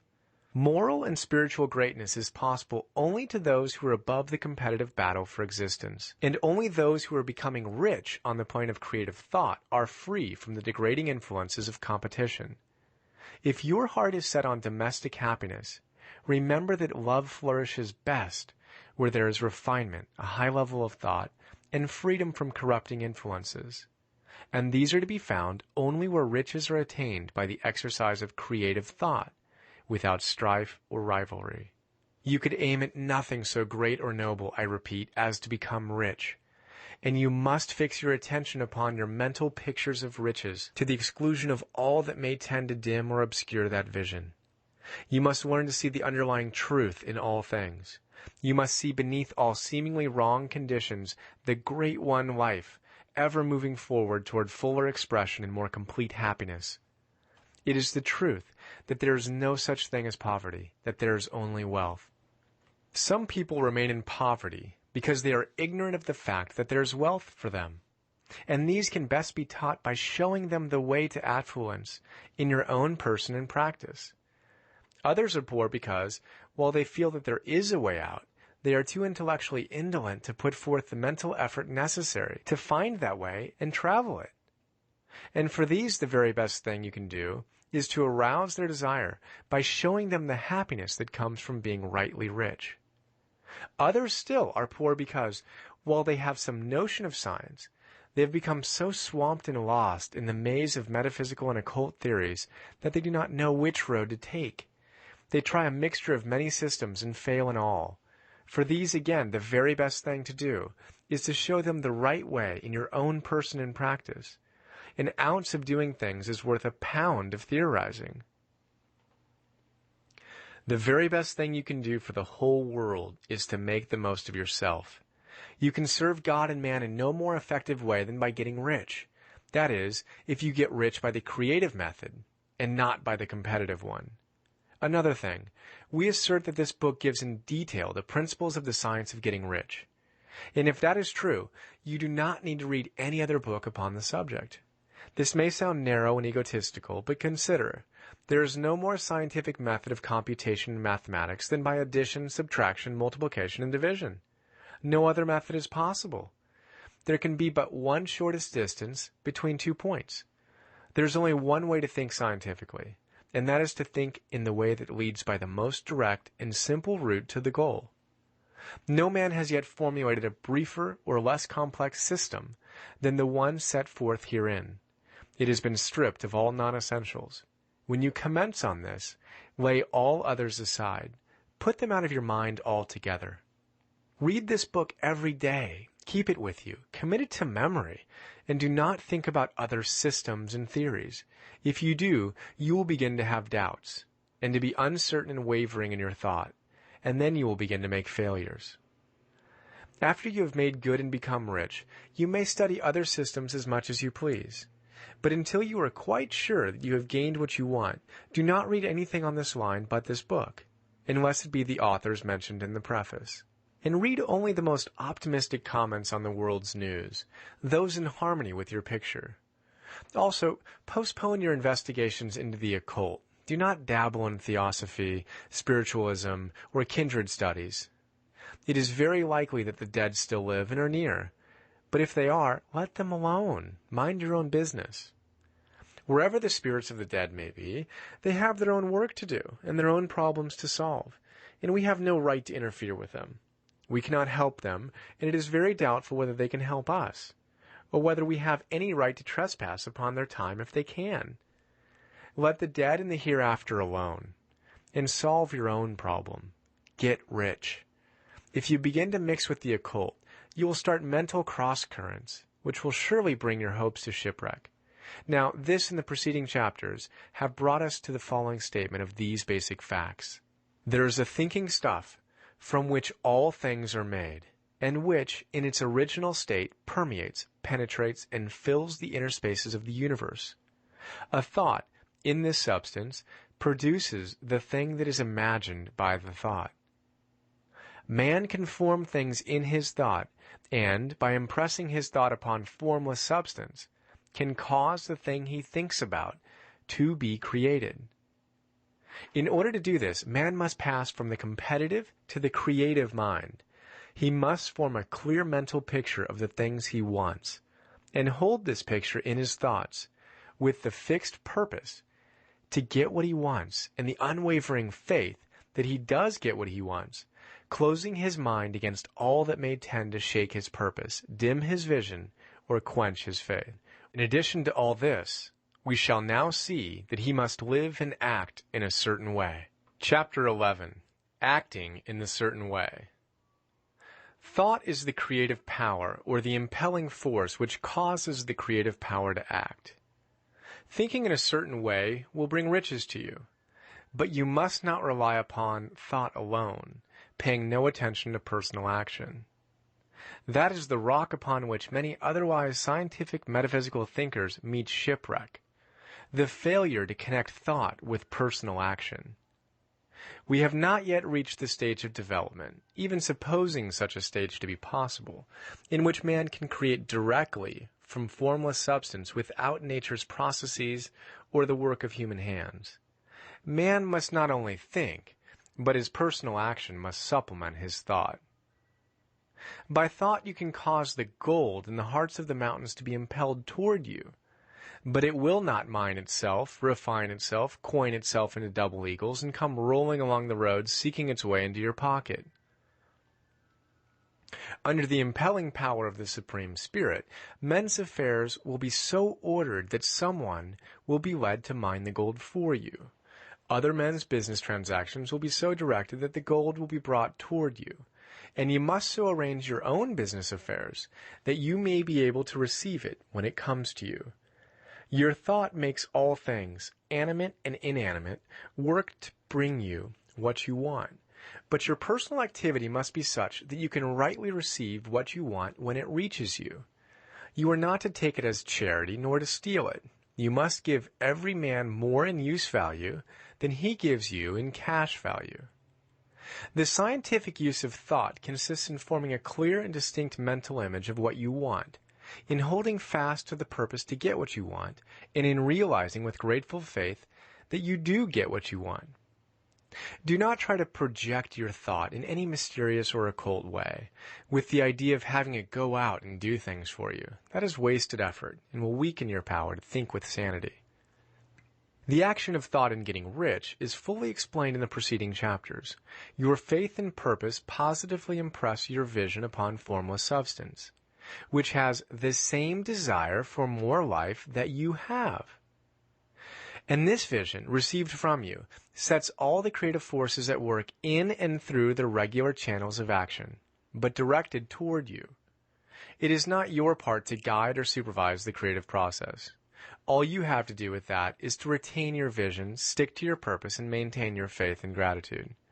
But you must act in a certain way, so that you can appropriate what is yours when it comes to you, so that you can meet the things you have in your picture, and put them in their proper places as they arrive. You can really see the truth of this. When things reach you, they will be in the hands of other men. You will ask an equivalent for them. And you can only get what is yours by giving the other man what is his. Your pocketbook is not going to be transformed into a Fortunata's purse, which shall be always full of money without effort on your part. This is the crucial point in the science of getting rich, right here, where thought and personal action must be combined. There are very many people who, consciously or unconsciously, set the creative forces in action by the strength and persistence of their desires, but who remain poor because they do not provide for the reception of the thing they want when it comes. By thought, the thing you want is brought to you. By action, you receive it. Whatever your action is to be, it is evident that you must act now. You cannot act in the past, and it is essential to the clearness of your mental vision that you dismiss the past from your mind. You cannot act in the future, for the future is not here yet. And you cannot tell how you will want to act in any future contingency until that contingency has arrived.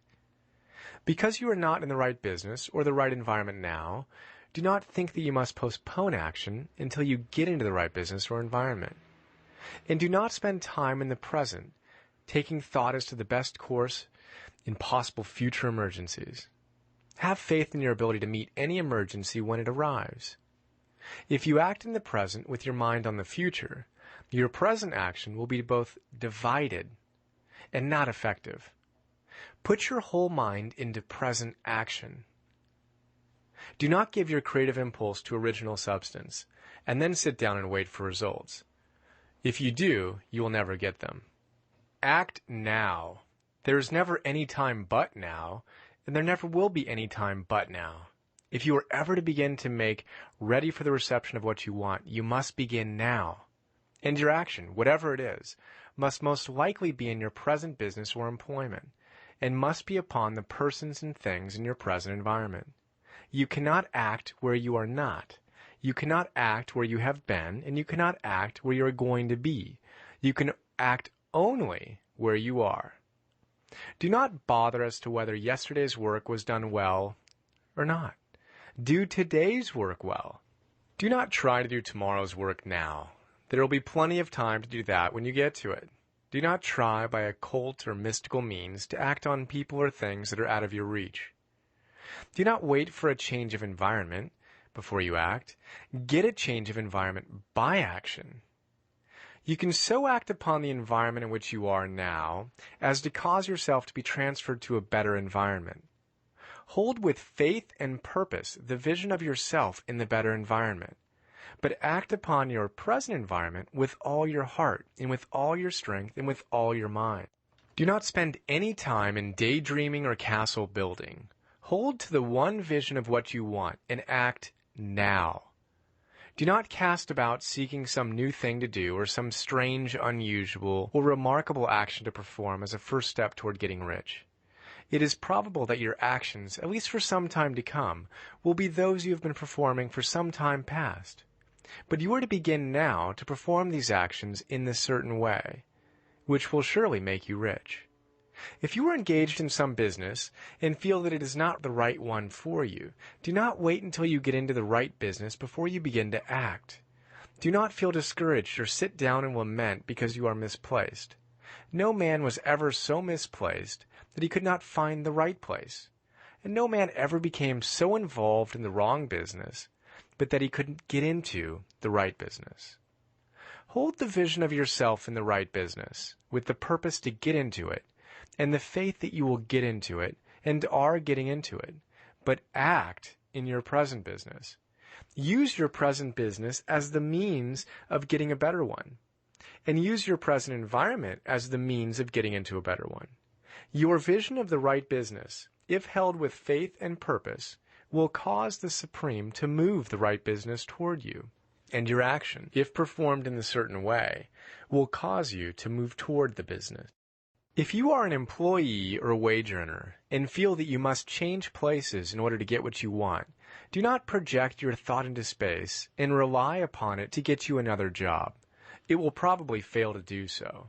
Hold the vision of yourself in the job you want while you act with faith and purpose on the job you have, and you will certainly get the job you want.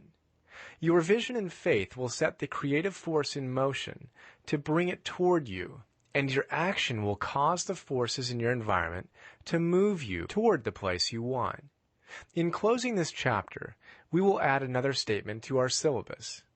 There is a thinking stuff from which all things are made, and which, in its original state, permeates, penetrates, and fills the inner spaces of the universe. A thought in this substance produces the thing that is imaged by the thought.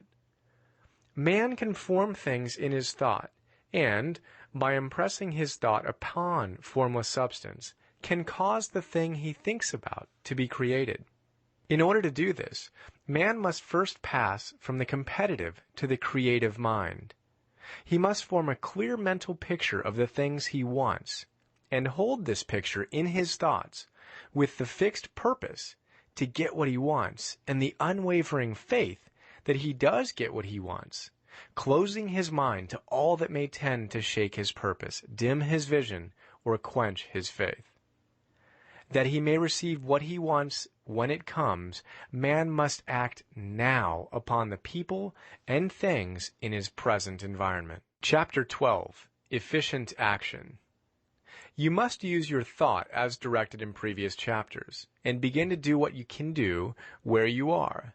And you must do all that you can do where you are. You can advance only by being larger than your present place, and no man is larger than his present place who leaves undone any of the work pertaining to that place. The world is advanced only by those who more than fill their present places. If no man quite filled his present place, you can see that there must be a going backward in everything.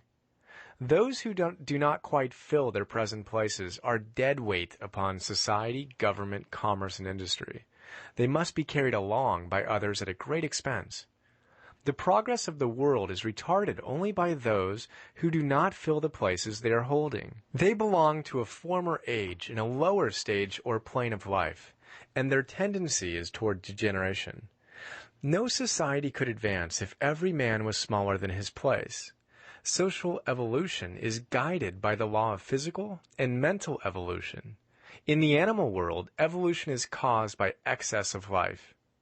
When an organism has more life than can be expressed in the functions of its own plane, it develops the organs of a higher plane, and a new species is originated. There never would have been new species had there not been organisms which more than filled their places. The law is exactly the same for you. Your getting rich depends upon your applying this principle to your own affairs. Every day is either a successful day or a day of failure. And it is the successful days which get you what you want. If every day is a failure, you can never get rich. While if every day is a success, you cannot fail to get rich. If there is something that may be done today and you do not do it, you have failed insofar as that thing is concerned.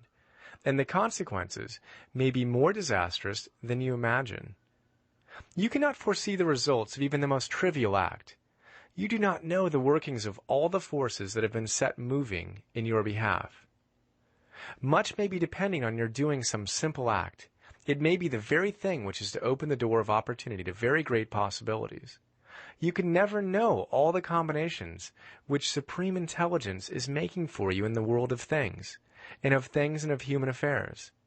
Your neglect or failure to do some small thing may cause a long delay in getting what you want. Do every day all that can be done that day. There is, however, a limitation or qualification of the above that you must take into account. You are not to overwork, nor to rush blindly into your business in the effort to do the greatest possible number of things in the shortest possible time. You are not to try to do tomorrow's work today, nor to do a week's work in a day. It is really not the number of things you do, but the efficiency of each separate action that counts. Every act is, in itself, either a success or a failure. Every act is, in itself, either effective or inefficient. Every inefficient act is a failure. And if you spend your life in doing inefficient acts, your whole life will be a failure. The more things you do, the worse for you, if all your acts are inefficient ones. On the other hand, every efficient act is a success in itself. And if every act of your life is an efficient one, your whole life must be a success. The cause of failure is doing too many things in an inefficient manner, and not doing enough things in an efficient manner. You will see that it is self-evident proposition that if you do not do any inefficient acts, and if you do a sufficient number of efficient acts, you will become rich.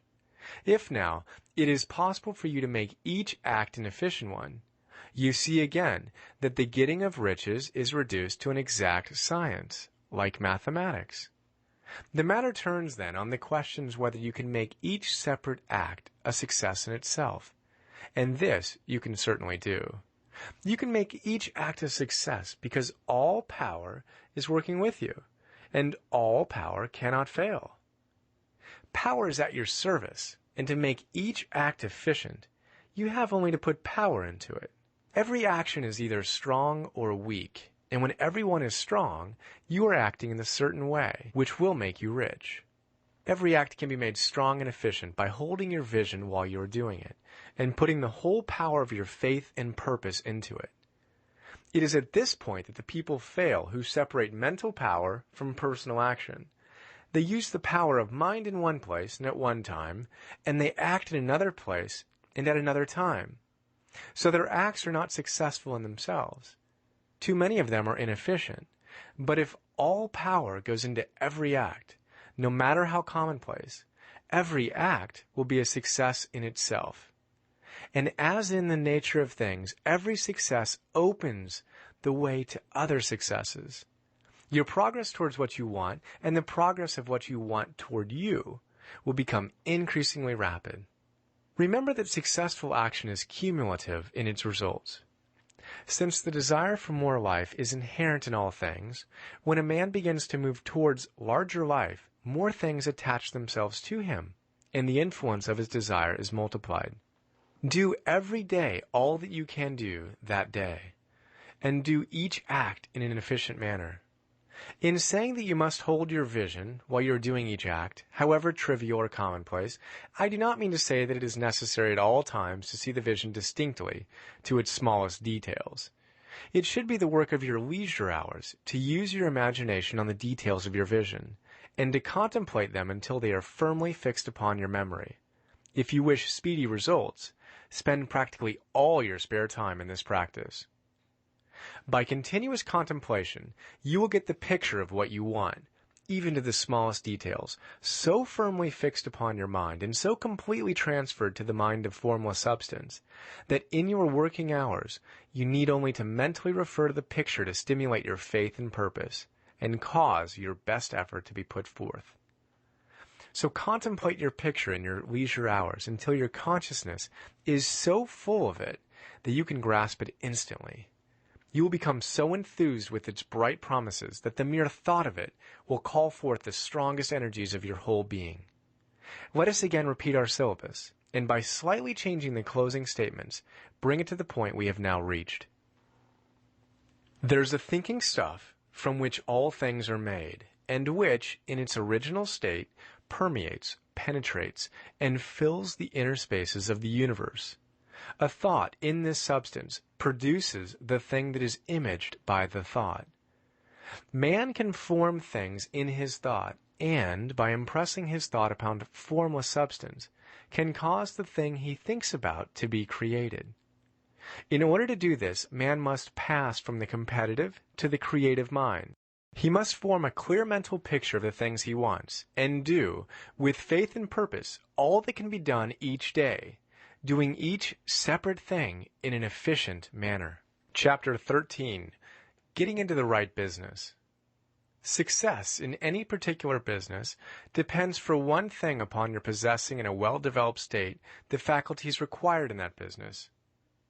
Without good musical faculty, no one can succeed as a teacher of music.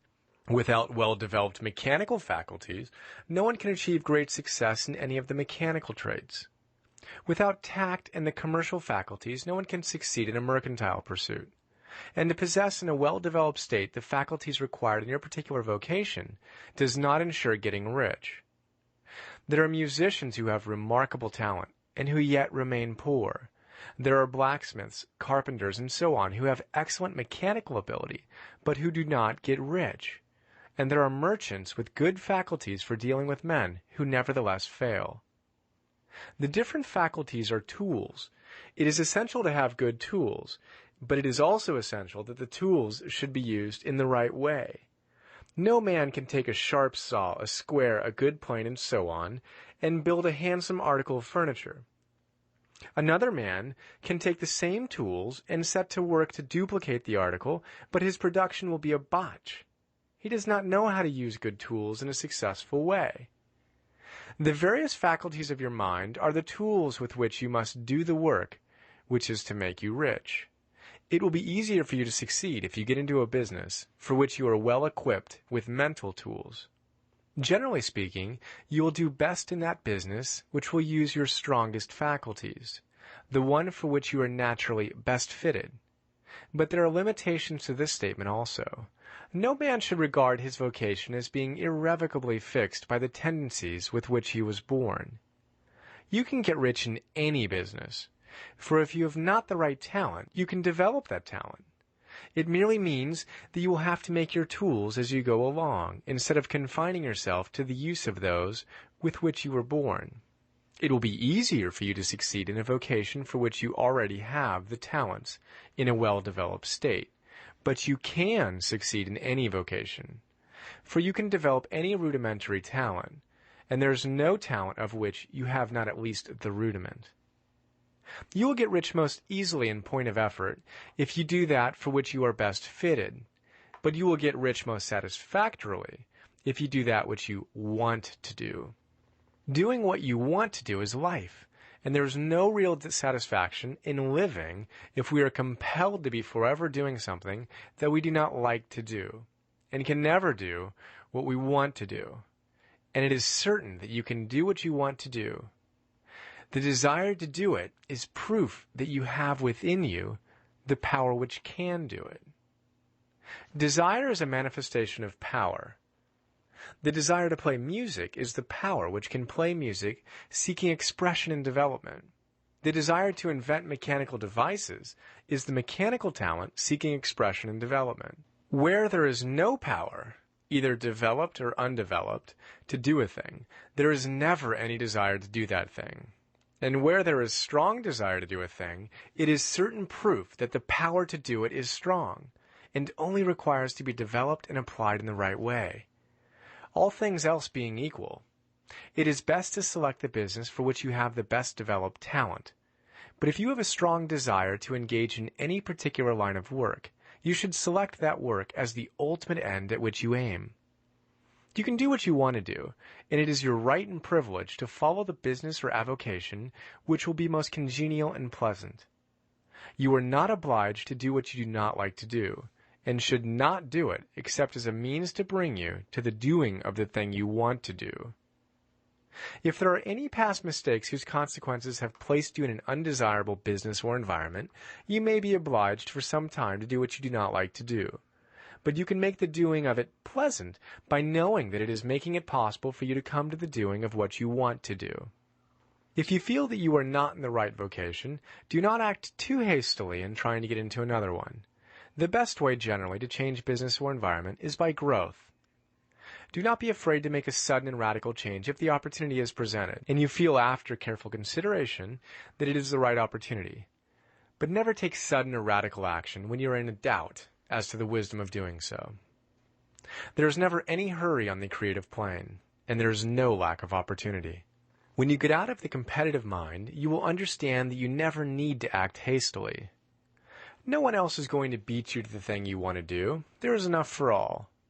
If one space is taken, another and a better one will be open for you a little farther on. There's plenty of time. When you are in doubt, wait. Fall back on the contemplation of your vision, and increase your faith and purpose. And by all means, in times of doubt and indecision, cultivate gratitude. A day or two spent in contemplating the vision of what you want, and in earnest thanksgiving that you are getting it, will bring your mind into such close relationship with the Supreme that you will make no mistake when you do act. There's a mind which knows all there is to know, and you can come into close unity with this mind by faith and the purpose to advance in life, if you have deep gratitude. Mistakes come from acting hastily, or from acting in fear or doubt, or in forgetfulness of the right motive, which is more life to all and less to none. As you go on in a certain way, opportunities will come to you in increasing number, and you will need to be very steady in your faith and purpose, and to keep in close touch with the All-Mind by reverent gratitude. Do all that you can do in a perfect manner every day, but do it without haste, worry, or fear. Go as fast as you can, but never hurry. Remember that in the moment you begin to hurry, you cease to be a creator and become a competitor.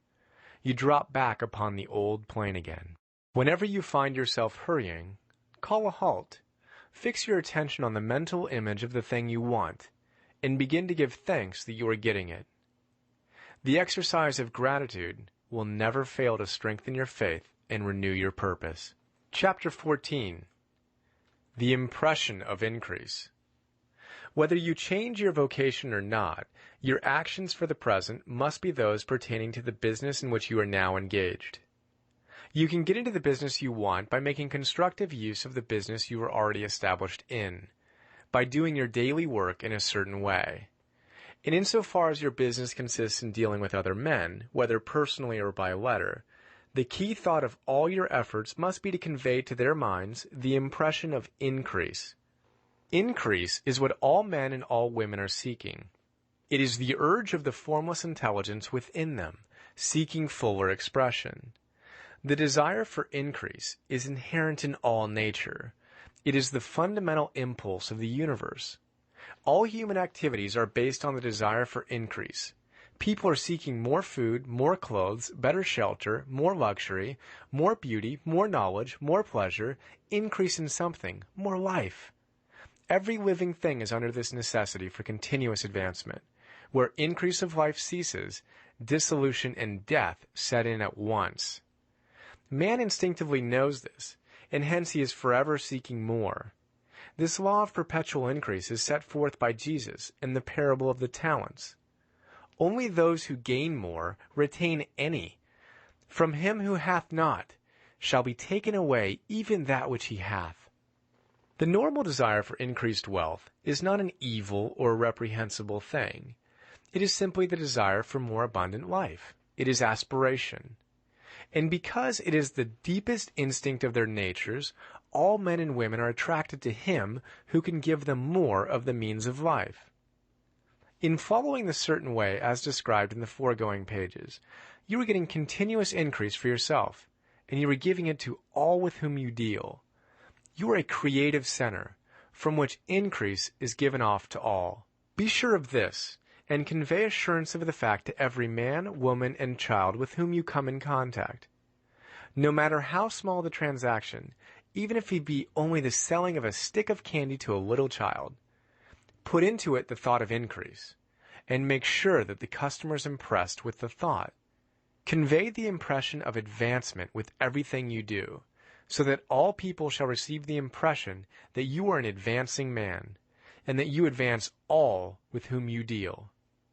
Even to the people whom you meet in a social way, without any thought of business, and to whom you do not try to sell anything, give the thought of increase. You can convey this impression by holding the unshakable faith that you, yourself, are in the way of increase, and by letting this faith inspire, fill, and permeate every action. Do everything that you do in the firm conviction that you are an advancing personality and that you are giving advancement to everybody. Feel that you are getting rich and that in so doing you are making others rich and conferring benefits to all. Do not boast or brag of your success or talk about it unnecessarily. True faith is never boastful. Wherever you find a boastful person, you find one who is secretly doubtful and afraid.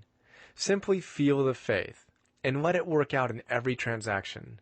Let every act and tone and look express the quiet assurance that you are getting rich, that you are already rich. Words will not be necessary to communicate this feeling to others. They will feel the sense of increase when in your presence, and will be attracted to you again. You must so impress others that they will feel that in associating with you, they will get increase for themselves. See that you give them a use value greater than the cash value you are taking from them. Take an honest pride in doing this, and let everybody know it, and you will have no lack of customers. People will go where they are given increase, and the Supreme, which desires increase in all, and which knows all, will move toward you men and women who have never heard of you. Your business will increase rapidly, and you will be surprised at the unexpected benefits which will come to you. You will be able from day to day to make larger combinations, secure greater advantages, and to go on into a more congenial vocation if you desire to do so. But doing all this, you must never lose sight of your vision of what you want, or your faith and purpose to get what you want. Let me here give you another word of caution in regard to motives. Beware of the insidious temptation to seek for power over other men. Nothing is so pleasant to the unformed or partially developed mind as the exercise of power or dominion over others. The desire to rule for selfish gratification has been the curse of the world. For countless ages, kings and lords have drenched the earth with blood in their battles to extend their dominions. This not to seek more life for all, but to give more power for themselves. Today, the main motive in the business and industrial world is the same. Men marshal their armies of dollars and lay waste the lives and hearts of millions in the same mad scramble for power over others. Commercial kings, like political kings, are inspired by the lust for power. Jesus saw in this desire for mastery the moving impulse of that evil world he sought to overthrow. Read the 23rd chapter of Matthew and see how he pictures the lust of the Pharisees to be called master, to sit in the high places, to domineer over others, and to lay burdens on the backs of the less fortunate. And note how he compares this lust for dominion with the brotherly seeking for the common good to which he calls his disciples. Look out for the temptation to seek for authority, to become a master, to be considered as one who is above the common herd, to impress others by lavish display, and so on. The mind that seeks for mastery over others is the competitive mind, and the competitive mind is not the creative one. In order to master your environment and your destiny, it is not at all necessary that you should rule over your fellow men, and indeed, when you fall into the world struggle for the high places, you begin to be conquered by fate and environment, and your getting rich becomes a matter of chance and speculation. Beware of the competitive mind. No better statement of the principle of creative action can be formulated than the favorite declaration of the late Golden Rule Jones of Toledo. What I want for myself, I want for everybody. Chapter 15, The Advancing Man. What I have said in the last chapter applies as well to the professional man and the wage earner as to the man who is engaged in mercantile business.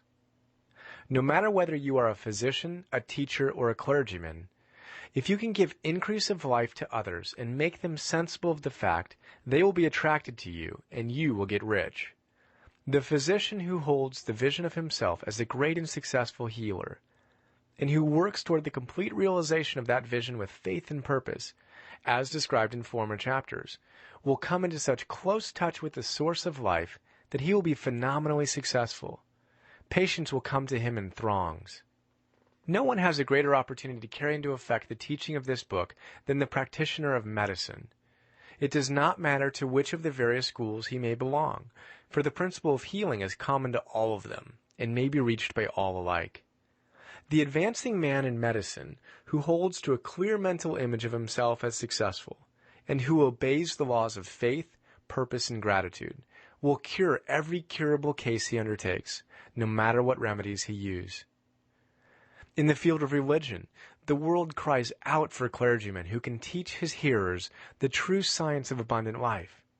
He who masters the details of the science of getting rich, together with the allied sciences of being well, of being great, and of winning love, and who teaches these details from the pulpit, will never lack for a congregation. This is the gospel that the world needs. It will give increase of life, and men will hear it gladly, and will give liberal support to the man who brings it to them. What is now needed is a demonstration of the science of life from the pulpit. We want preachers who can not only tell us how, but who in their own persons will show us how. We need the preacher who will himself be rich, healthy, great, and beloved, to teach us how to attain these things. And when he comes, he will find a numerous and loyal following. The same is true of the teacher who can inspire the children with the faith and purpose of the advancing life. He will never be out of a job, and any teacher who has this faith and purpose can give it to his pupils. He cannot help giving it to them if it is part of his own life and practice. What is true of the teacher, preacher, and physician is true of the lawyer, dentist, real estate man, insurance agent, of everybody. The combined mental and personal action I have described is infallible. It cannot fail. Every man and woman who follows these instructions steadily, perseveringly, and to the letter will get rich. The law of the increase of life is as mathematically certain in its operation as the law of gravitation. Getting rich is an exact science. The wage earner will find this as true of his case as of any of the others mentioned. Do not feel that you have no chance to get rich because you are working where there is no visible opportunity for advancement, where wages are small and the cost of living high. Form your clear mental vision of what you want and begin to act with faith and purpose. Do all the work you can do every day and do each piece of work in a perfectly successful manner. Put the power of success and the purpose to get rich into everything that you do. But do not do this merely with the idea of currying favor with your employer, in the hope that he or those above you will see your good work and advance you. It's not likely that they will do so. The man who is merely a good workman, filling his place to the very best of his ability and satisfied with that, is valuable to his employer. And it is not to the employer's interest to promote him.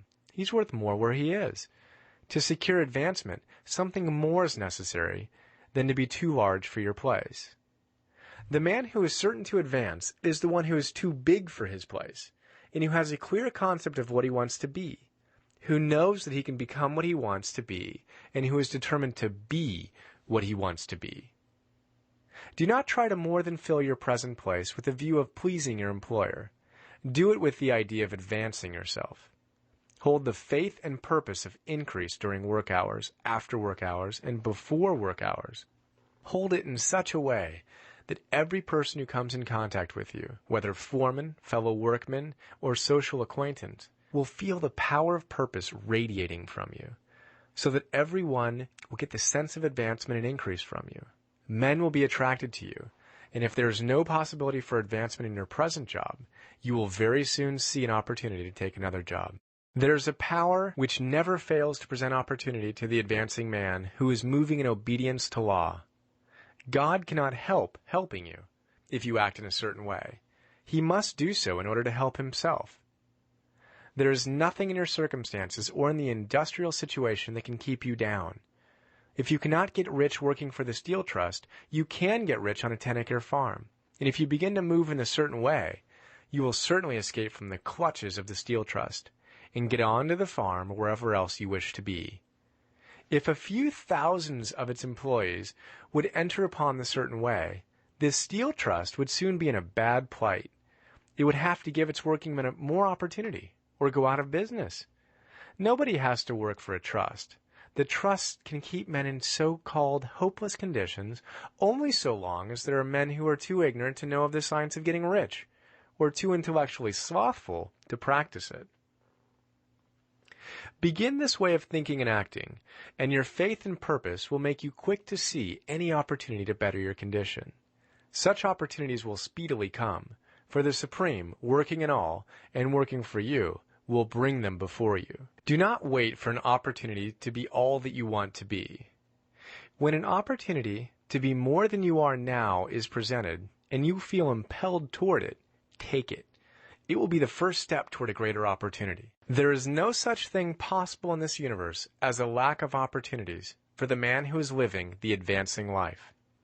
It is inherent in the constitution of the cosmos that all things shall be for him and work together for his good.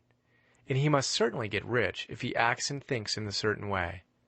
So let wage-earning men and women study this book with great care and enter with confidence upon the course of action it prescribes.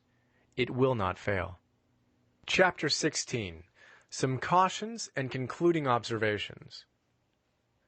Many people will scoff at the idea that there is an exact science of getting rich, holding the impression that the supply of wealth is limited. They will insist that social and governmental institutions must be changed before even any considerable number of people can acquire a competence. But this is not true.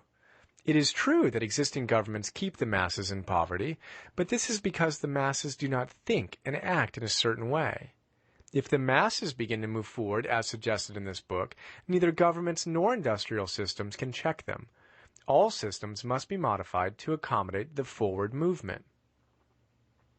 If the people have the advancing mind, have the faith that they can become rich, and move forward with the fixed purpose to become rich, nothing can possibly keep them in poverty. Individuals may enter upon the certain way at any time and under any government and make themselves rich.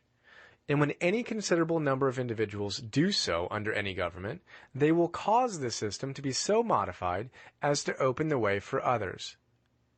The more men who get rich on the competitive plane, the worse for others. The more men who get rich on the creative plane, the better for others. The economic salvation of the masses can only be accomplished by getting a large number of people to practice the scientific method set down in this book and become rich. These will show others the way and inspire them with a desire for real life, with the faith that it can be attained, and with the purpose to attain it. For the present, however, it is enough to know that neither the government under which you live, nor the capitalistic or competitive system of industry can keep you from getting rich. When you enter upon the creative plane of thought, you will rise above all these things and become a citizen of another kingdom. But remember that your thought must be held upon the creative plane. You are never for an instant to be betrayed into regarding the supply as limited, or into acting on the moral level of competition. Whenever you do fall into old ways of thought, correct yourself instantly. For when you are in a competitive mind, you have lost the cooperation of the mind of the whole. Do not spend any time in planning as to how you will meet possible emergencies in the future, except as the necessary policies may affect your actions today. You are concerned with doing today's work in a perfectly successful manner, and not with emergencies which may arise tomorrow. You can attend to them as they come. Do not concern yourself with questions as to how you shall surmount obstacles which may loom upon your business horizon, unless you can see plainly that your course must be altered today in order to avoid them. No matter how tremendous an obstruction may appear at a distance, you will find that if you go on in a certain way, it will disappear as you approach it, or that a way over, through, or around it will appear.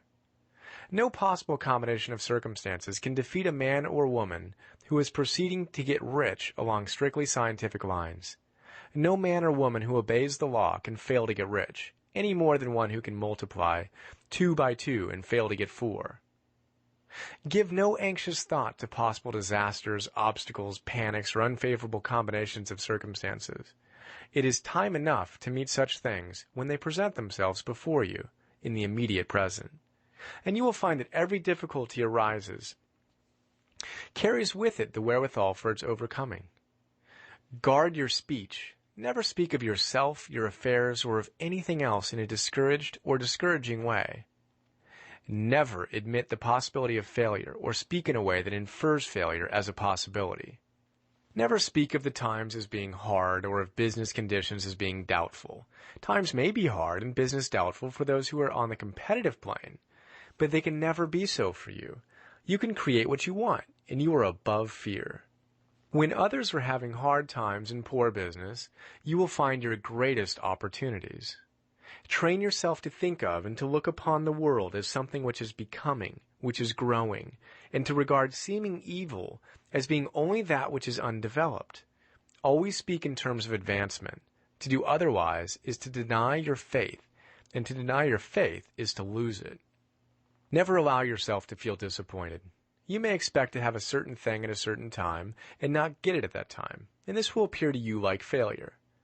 But if you hold to your faith, you will find that the failure is only apparent. Go on in a certain way, and if you do not receive that thing, you will receive something so much better that you will see that the seeming failure was really a great success. A student of this science had set his mind on making a certain business combination which seemed to him at the time to be very desirable, and he worked for some weeks to bring it about. When the crucial time came, the thing failed in a perfectly inexplicable way. It was as if some unseen influence had been working secretly against him. He was not disappointed. On the contrary, he thanked God that his desire had been overruled, and went steadily on with a grateful mind. In a few weeks, an opportunity so much better came his way that he would not have made the first deal on any account, and he saw that a mind which knew more than he knew had prevented him from losing the greater good by entangling himself with the lesser. That is the way every seeming failure will work out for you if you keep your faith, hold to your purpose, have gratitude, and do every day all that can be done that day, doing each separate act in a successful manner.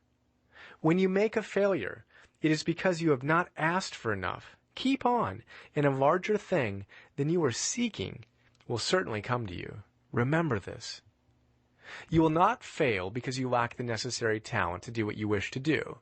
If you go on as I have directed, you will develop all the talent that is necessary to the doing of your work.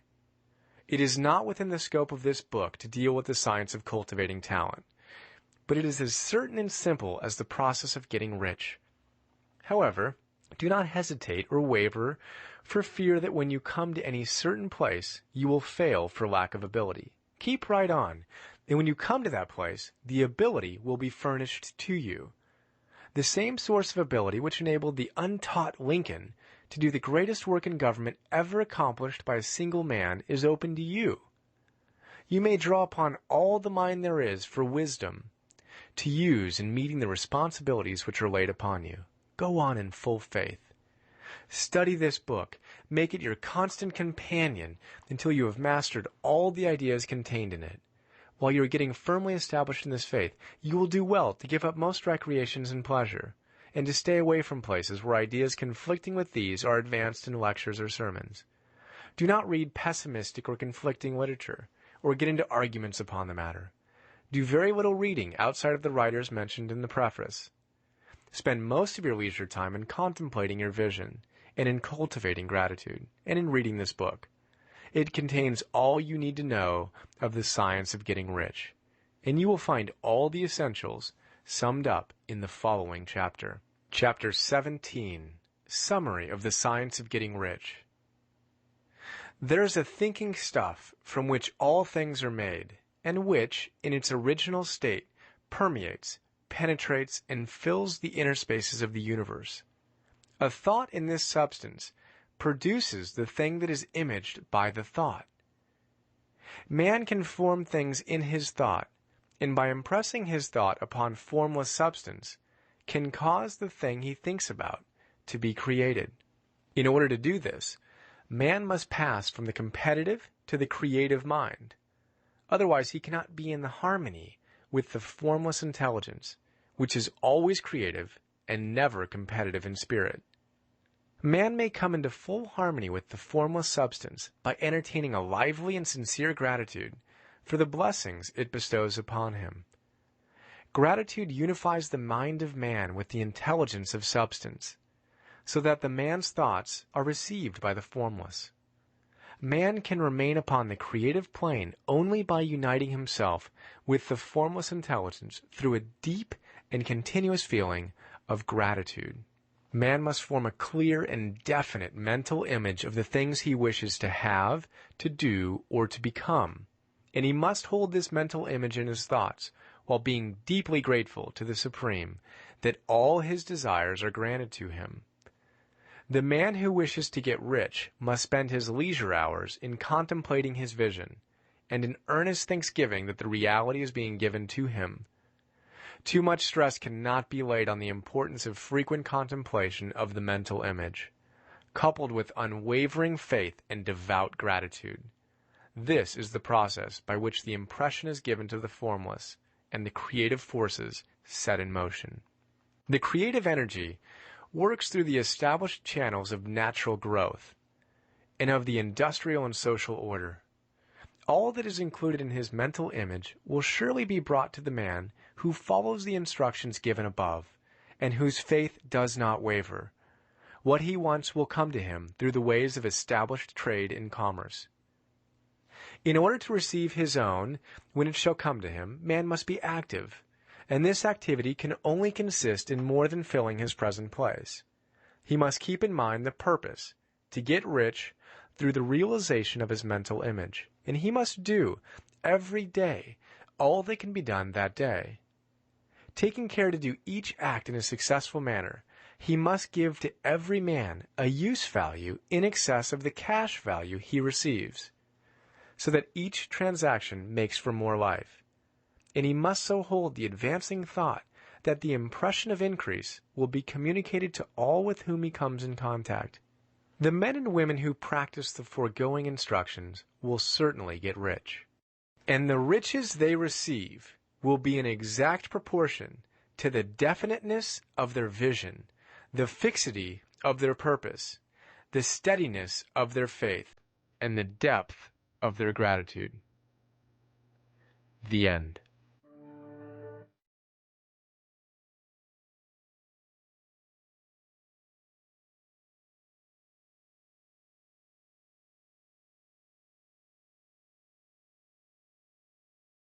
We hope you enjoyed listening to Wallace D. Wattles' book, The Science of Getting Rich. For more educational and self-development audiobooks, courses, and podcasts, please visit www.learnoutloud.com. To hear other titles written or narrated by Brian Johnson, please be sure to visit www.learnoutloud.com/Brian Johnson. For more inspiration and to join a growing community of seekers and enlightened entrepreneurs, check out Zods.com at ZAADZ.com. Thank you for listening.